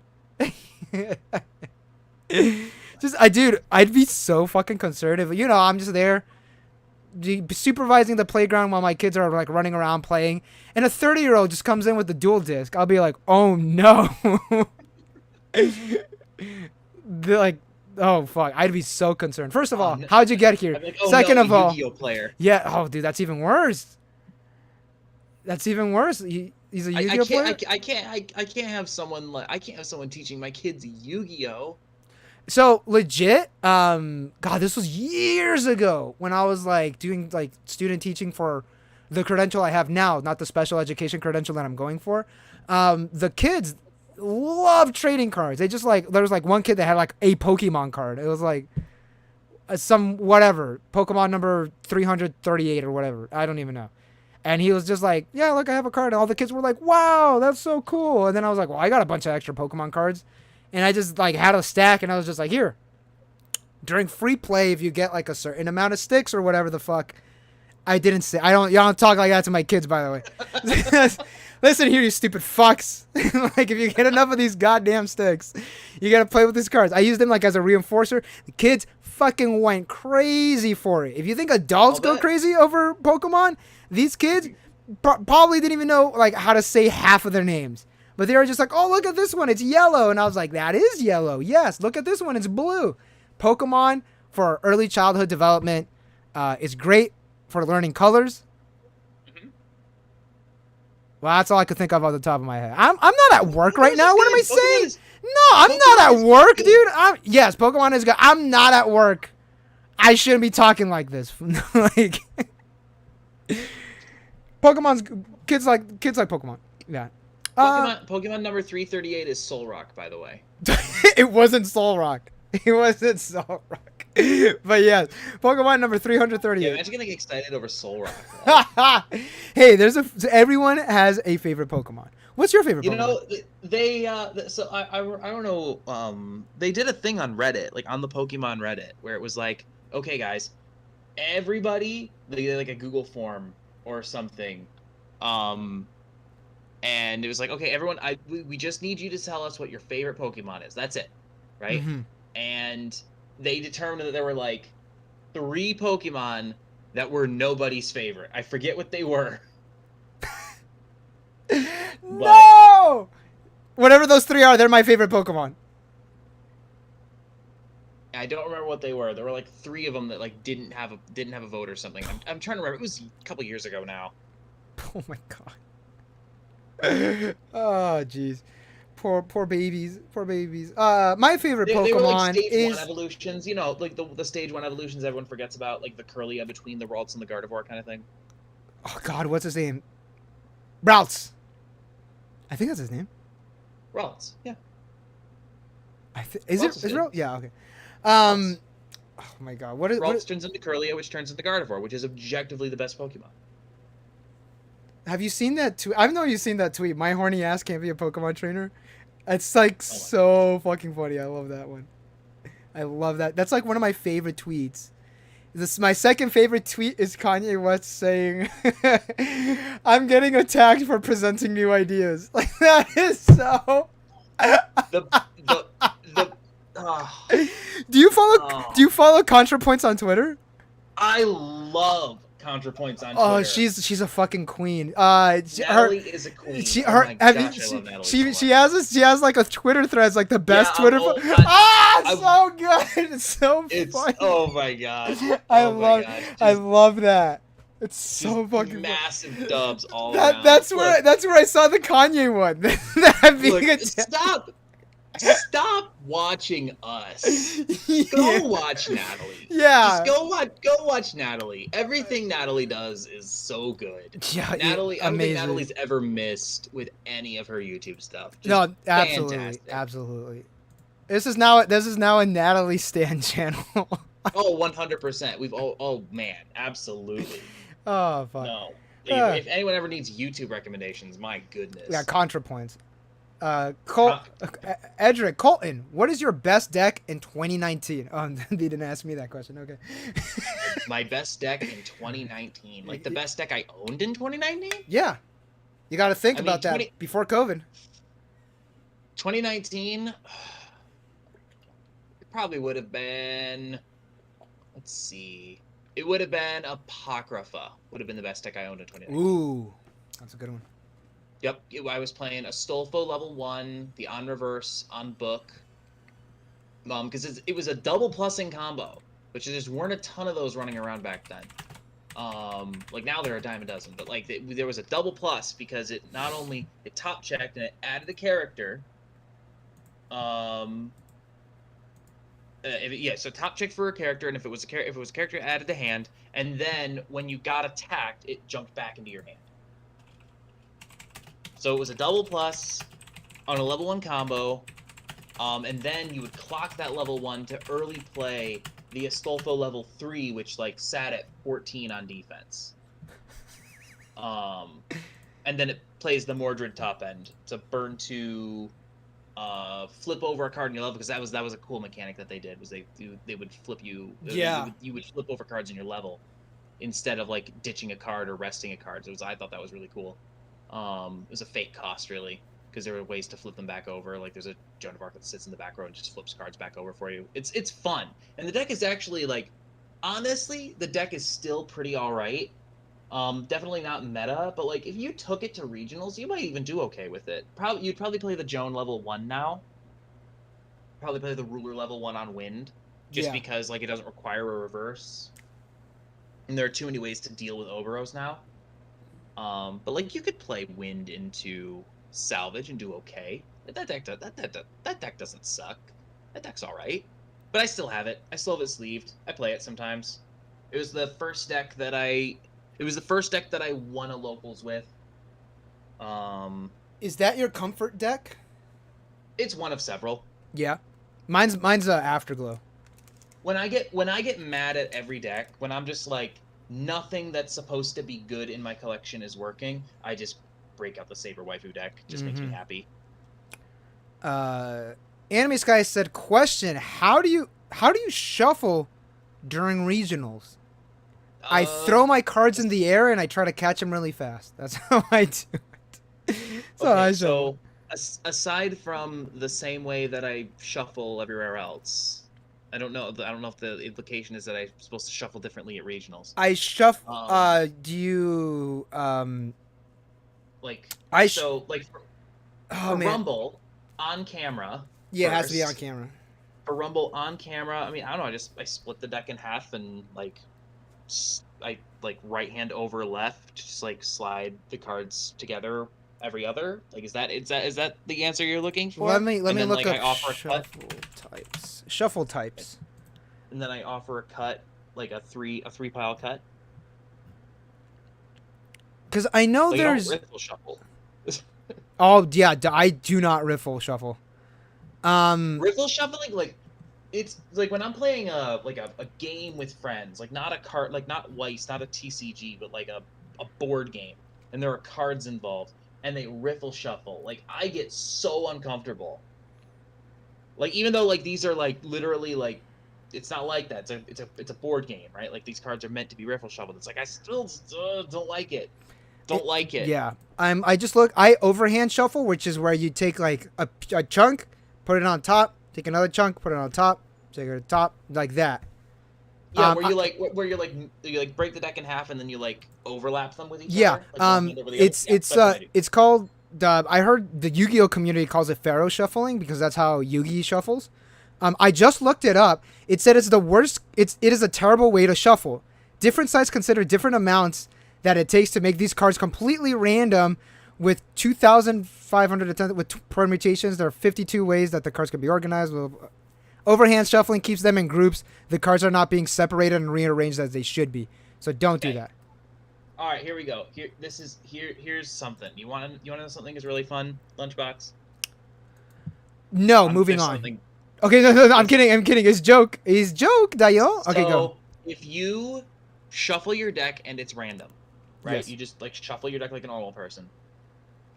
I can basically guarantee you that the 50 card arrangement of your deck has never existed before and will never exist again.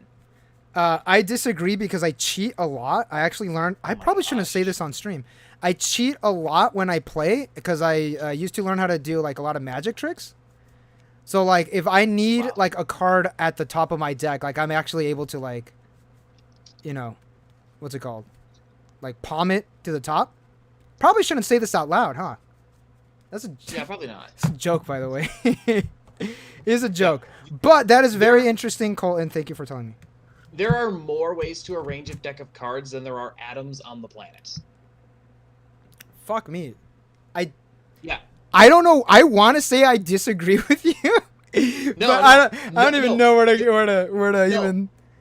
It is probable that if you take a 52 card deck of standard playing cards, it is probable that no one has ever once they've been shuffled, right? Once you've shuffled and the deck is considered random, it is likely that no one has ever held an arrangement of 52 cards in that order before. Jeez. Yeah. Probability is very strange, but yeah, no, that's something that I think about sometimes, and it's just what? But it's real. Every time you shuffle a deck of cards, chances are you have created a new arrangement of cards that have never existed before and will never exist again. Assuming random shuffling, assuming that you haven't positioned cards in a certain way. Philip P asked, "Do you want your waifus to smell like weed?" I think that was in reference to playing cards while smoking. I don't know. I think that'd be kind of cool. No, I'm kidding. I do not want that at all. Anime Sky, do you teach your students how to play the game? What? No, absolutely not. Wait, hold on. I do. I have. What? Yeah. No, for the last few years, I was teaching at a college. And I taught multiple students how to play. Absolutely. I taught multiple students how to play Weiss. I mean, you'd be the person I'd go to. That's fun. We had a bit of a local scene at the school for a while. Like we had like the office that I worked in, we would have like 4 to 6 people sometimes just like in the office at the end of the day, just like playing cards. Like it Oh, was a thing for a that's minute. super funny. In high school, we had a World of Warcraft club, and we joined a guild, and like we were like playing World of Warcraft and stuff. Dark Gamer asked, "When will you play Among Us?" I'd play Among Us on stream. It'd be fun. Yeah, next Wednesday. Um, yeah, why not? Yeah, all right. I'd be down. Am I busy next Wednesday? I don't think I'm busy next Wednesday. No, I don't think I am. all Yeah, right, all I right, think I'm free. all right. Let's do it. Among Us next Wednesday then. Yeah, let's do it. Chibi Meat Dead, welcome to the stream. Said no one likes Love Disc. Oh. No one likes Love Disc. I had Love to. Disc is not my favorite, but it's fine. I had to Whatever. think about like what is that? That's the one that's like the shape of a heart, and its fins are a heart, and it's like little beak. It's a heart Yeah. too. Mm-hmm. User not found said overhand shuffle is not a real shuffle. Shuffle cheats use it. Exactly. That's why I use it. How are people supposed to shuffle? Fucking Like, don't. I don't know of it. I don't really know of any other way to shuffle. How are you supposed to shuffle? I'll just be very passive aggressive and just be like, fine, is it- I won't shuffle. Like, are we pile shuffling every time? Like, is that what we Dude, have to don't do? make me fucking pile shuffle every match. Every I will. I search will deck, pile, pile shuffle shuffle? between rounds, or I will pile Yes. shuffle once before a game on camera so that my opponent is like satisfied that I've actually shuffled. Yeah. But like that's it. Like that's the only time you're gonna see me pile shuffle, or like right after I've sleeved it up and it's all still in like order. Yeah. Like that, I'll pile shuffle. But like that's it. Nah, y'all motherfuckers so. cannot make me pile shuffle between each search. Recanted Forger, seems with the online events, nobody cares or enforces keeping hands on the screen despite what happened less than a year ago. What do you do when an opponent who continuously fails to keep cards on the screen? Call the judge. I'd say just call the judge. What do you do when your opponent who continuously fails to keep cards on the screen? Yep. Call the judge. Yep. You ping the judge. That's what you do. Yeah. Edric said fast ban in Bushy Road. Yeah, after my cheating comment. No, I'm not cheating. That was a joke. Recanted Fortune also said, I don't think that I've had a single opponent, even in top cuts, keep their hands or deck on screen for a full game. And I wonder if I'm a jerk for trying to ensure my opponent can't cheat. Absolutely not. No, you're not at fault for that. As someone who like regularly forgets where the camera is and will like sometimes like drift my hands off screen absentmindedly, like yeah, no, like call your opponent out on that. Like make sure like if it matters to you, then call them out on it. Like that's the rule. Like ask them to follow it. Yeah, and if they're absolutely. being belligerent about it, then get the judge involved because the judge will be on your side. Yeah, absolutely. Just tell them like, hey, I can't see your hands on the screen. Yeah, like don't be a jerk about it. Like just be like, hey, can I? Your hands aren't on screen. Like everyone knows the rules. If you gently remind someone, like, hey, your hands aren't. I can't see your shuffle. Like your hands aren't on the screen. Like most people are gonna go, oh, I'm sorry, and then like move their hands up so they're on the screen. Like it's fine. Yeah. You know, like most people are not doing this on purpose. I refuse to believe that most people are like trying to cheat. Like there are definitely going to be cheaters. Like that's just going to happen. But yeah. I think most people are trying to play an honest game. Mm-hmm. So, I'll get to your question in a bit, Dark. User not found said the mass shuffle, the thing everybody does, is basically a riffle shuffle without card damage. That's like when you go to the side and you just like grab a couple cards and just like I do a mass shuffle. Yeah, that's what I feel like we've been describing. I feel like if we're talking about the overhand shuffle is like the thing where they like move cards from the top to the bottom over and over again. Like no, that's not. That's the oh my god, overhand shuffle. Yeah. Yeah, the pharaoh No, shuffle. If the mass shuffle is like, That's what everybody does. Everyone does, then that's what I do. If that's what we're talking about. Okay. Dark Gamer asks, how do I sign up for your class? For my class, you have to be between the ages of 3 and 5. So I don't think that question was directed towards me. Oh man. Well, you could plead you could plead the 5th. You don't even need to answer that because I think you'll be doxing yourself. Well, I mean, as of right now, like I've moved into teaching high school starting this fall. So, realistically, sorry, Dark. And I'm probably not going to be able to. It's a whole lot easier to like teach your students how to play card games when they were in college, because at that point it's like y'all are grown-ups So like, and also like I was working at a really small school. Like it was the school I went to, right? So I went Yeah. to school there, graduated, then went and got my grad degree, and then came back to teach there because like, you know, at like still have connections there and all that. So like it's a small school, and like the relationships between faculty and students are very important. Like it's very like offices tend to have like an open door policy, like so it's that kind of a place. Yeah. So it was just part of the culture of the school that professors and students just like would hang out. Like it was like professors and students would regularly do stuff together. Like that was just part of the community aspect. It Yeah. was really great. So like that made that a whole lot easier in that context. But like where I'm gonna be in the fall, where I'll be like teaching in high school, like that's a different thing. Like I'm probably not gonna be able to play cards with my students in Yeah. that context, realistically. Chibi Meat then Um, asked, what has been the most fun waifu decks you've made or played? Oh man. Maybe my favorite is still my Saber deck as far as waifu decks. I've built a couple, but Saber is my go-to. My least favorite that I've built was the Chica from Kaguya-sama waifu deck. The reason is Really? the reason is because I tried so hard to make that deck work and it just didn't work. Well, good news for you. What's the news? We're getting Kaguya Set 2, and Kaguya Set 2 has some really good Chica cards in it. What? I had no idea. Thank Yeah, no, Chica Waifu is gonna be pretty playable here in a minute. Yes, I'm very excited. I'm gonna wait for English for the card to come out. I need to finish that show. Oh, fuck! I need to finish it. I'm behind. I need to finish it. It's good. I love Good it. show. It's an It's a solid amazing show. show. It's an Real good. amazing show. PayPal $200 says otherwise. Yes. Weiss players are nice. They don't hurt you when you ask. I haven't been hurt yet. No. I've been made fun of.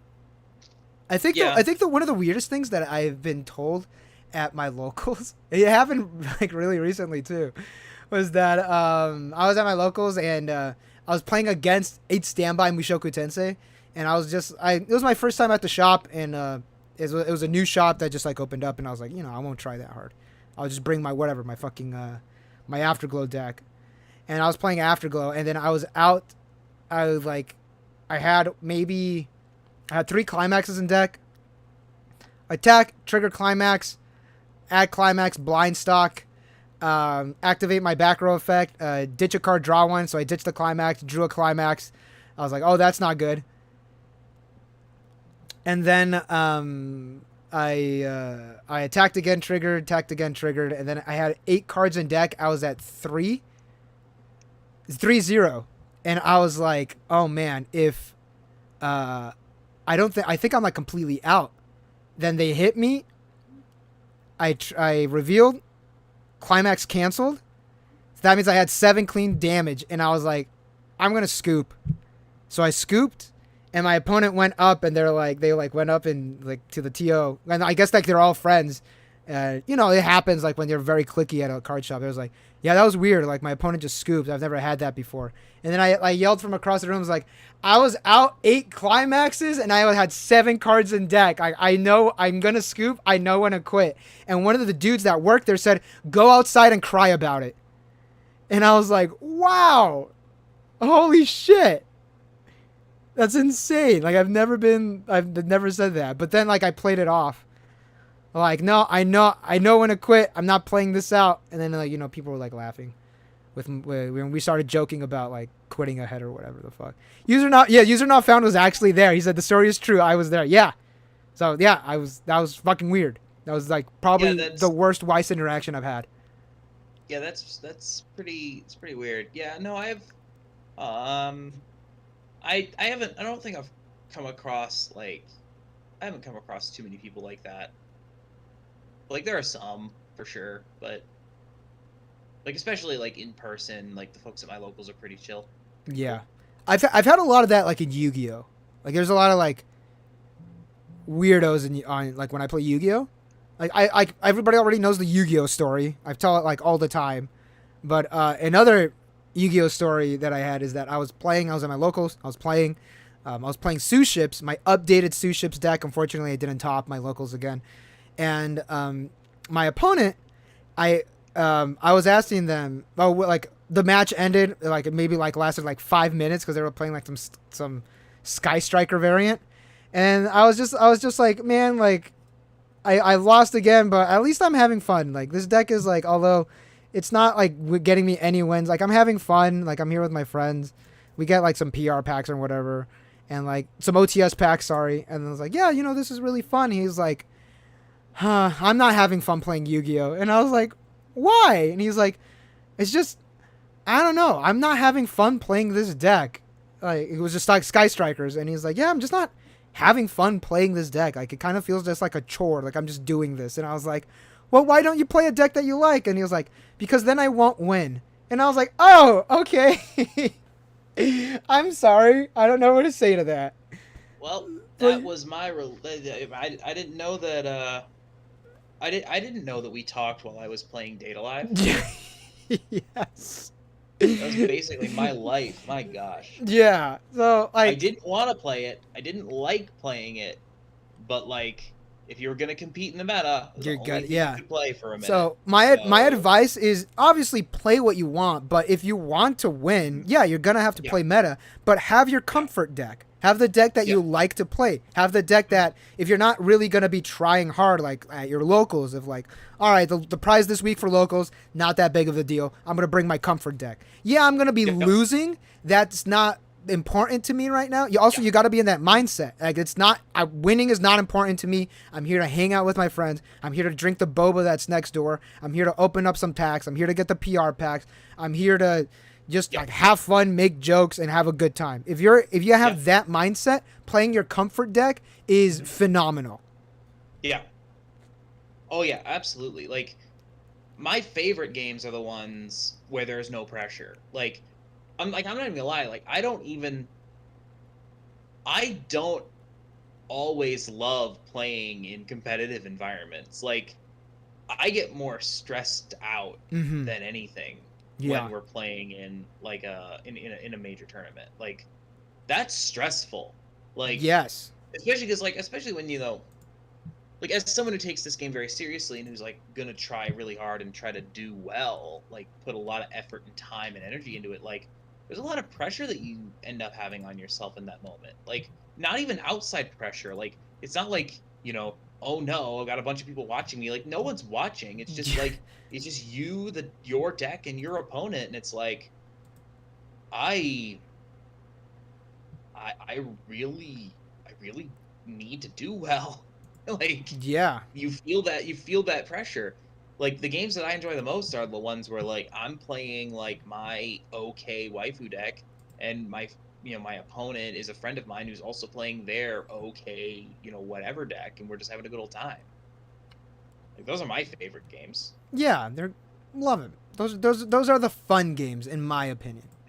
Yeah, like if you're not like like realistically, like as much as like you play and prepare for big events, at least I do, like you don't play this game for the events strictly, right? Yeah. Like that can't be the only reason that you're playing.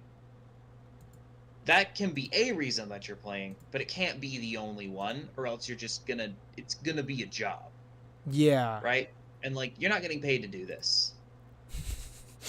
Unfortunately, right? Like, you're supposed to enjoy it. Like if you're not having fun doing it, like at all, like if you want to compete at a high level, sometimes you have to play decks that you don't necessarily love, and that's just part of it. If like you get you get a certain amount of joy, or like you have a certain like expectation of yourself that you're going to play at this level, like okay, fine, that's whatever.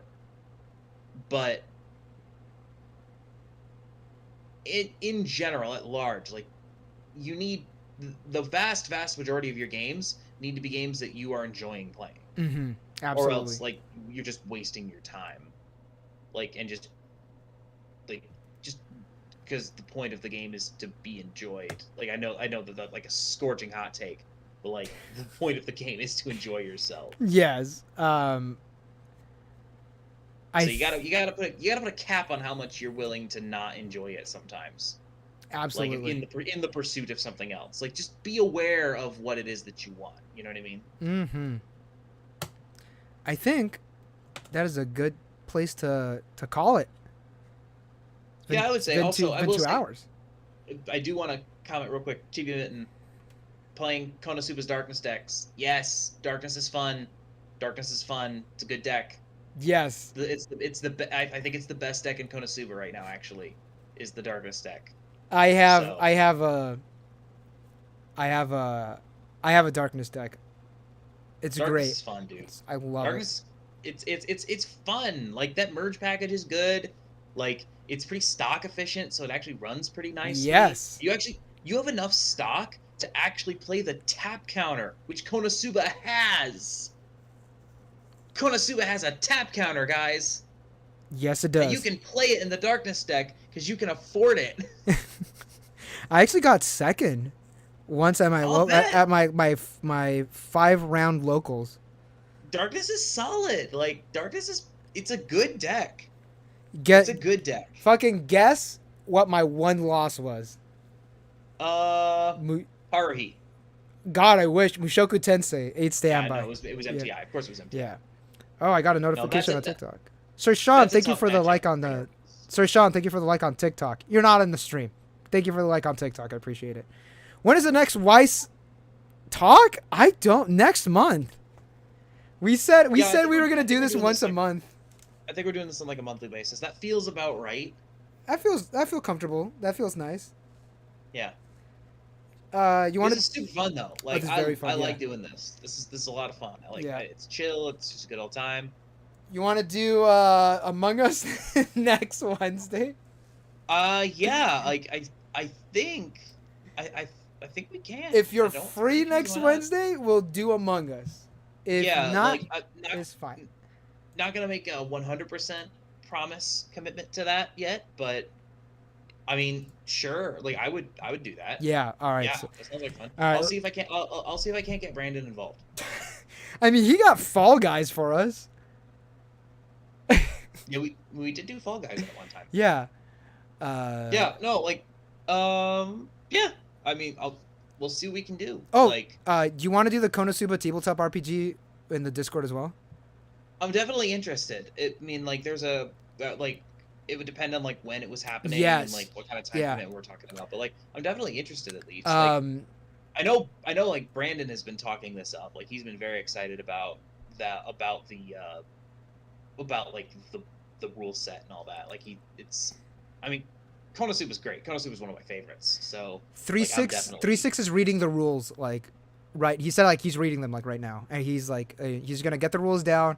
He's gonna get everything going for us, and is he running the game? he is DMing. Yeah, he told me he's DM'd like multiple like sessions before, and the one thing that I do know is that you only need a 6-sided die. You don't need like anything too crazy. Really? Yeah, you only need a 6-sided because a lot of Japanese tabletop RPGs they only use 6-sided dies because the anything higher than the 6 or lower than the 6 was like difficult to get in Japan in the 80s Huh. because you had to get them imported in from the United States, and that was difficult.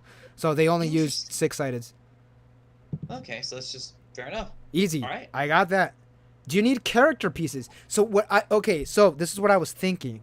I was talking to one of my best friends. She plays Dungeons and Dragons, and she was telling me like, "Oh, you should stream it. I think it'd be really fun if you guys streamed it." And I said, "No, because I'm the only one that's like comfortable showing their face." And then she was like, "Well, why don't you guys just use avatars?" And I was like, "Oh, that'll be my debut as a VTuber."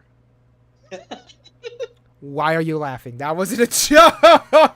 No, have you seen any of the? I haven't watched a ton of it. I need to go back and continue the series. Callie was running a series for Hollow Myth. Explain more. Rory What's the series? Calliope. What's the series? It's The answer is so, no, by the way.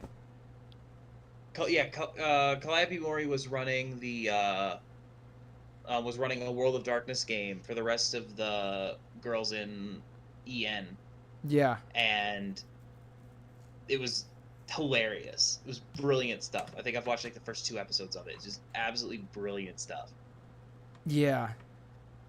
I'm like, Chibi Meeten, shoot me a message on Twitter. Lancer Leaks said, Callie did a great TTRPG series. Oh, well, there you go. Yeah, Chibi Meeten, hit me up on Twitter or DM me on Twitch. I believe you could do that. You need 5 6-sided die? I could do that's easy. Yeah. That's super easy. Yeah, shoot. Yeah, you got a book already? Yeah, shoot me a DM on Twitter. I'll add you to the Discord.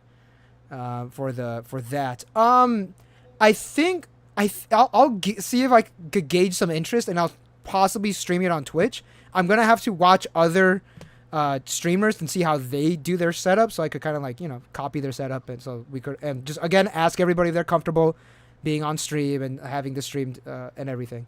But it might work. But 3-6, he's reading the rules right now. I'll get my dice. I got a bunch of Yu-Gi-Oh dice, but it looks like I need more. All right. Any final words, Colton? I don't really think so. Like, thanks y'all for hanging out.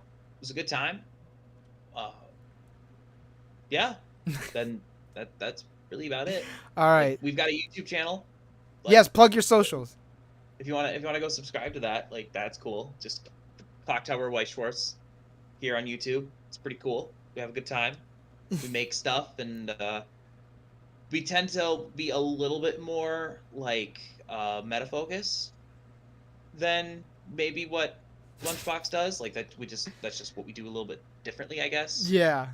But we try to have a good time. Focus on things that people might be interested in. So if you like that, if you're interested in that sort of thing, then by all means go and check that out. Just Clock Tower Weiss Schwarz. We will be we just did a couple of videos on the meta that we feel really good about, so if you guys wanted to check those out, then by all means do so. Yeah. And we're doing Among Us next Wednesday. So yes.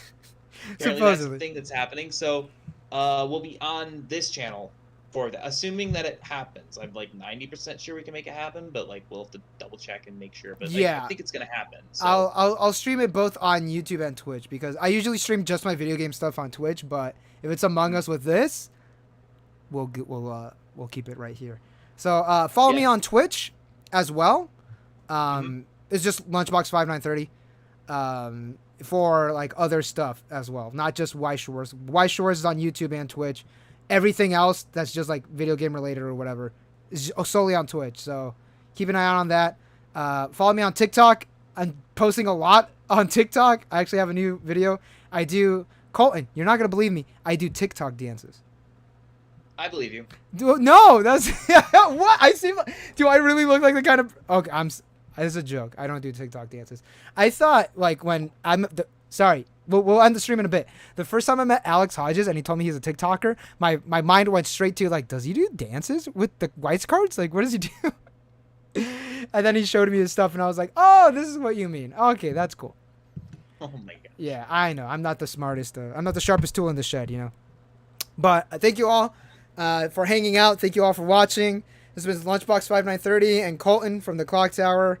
The Weiss Schwarz hangout tomorrow, really early, like at 2 p.m. PST. Convert that to your time. I'm doing a really early one because I've got to host a show in the afternoon. So we'll see you there if you're going to be there. If not, cool. Don't forget to like and subscribe and all that good stuff. Peace. Goodbye, everyone.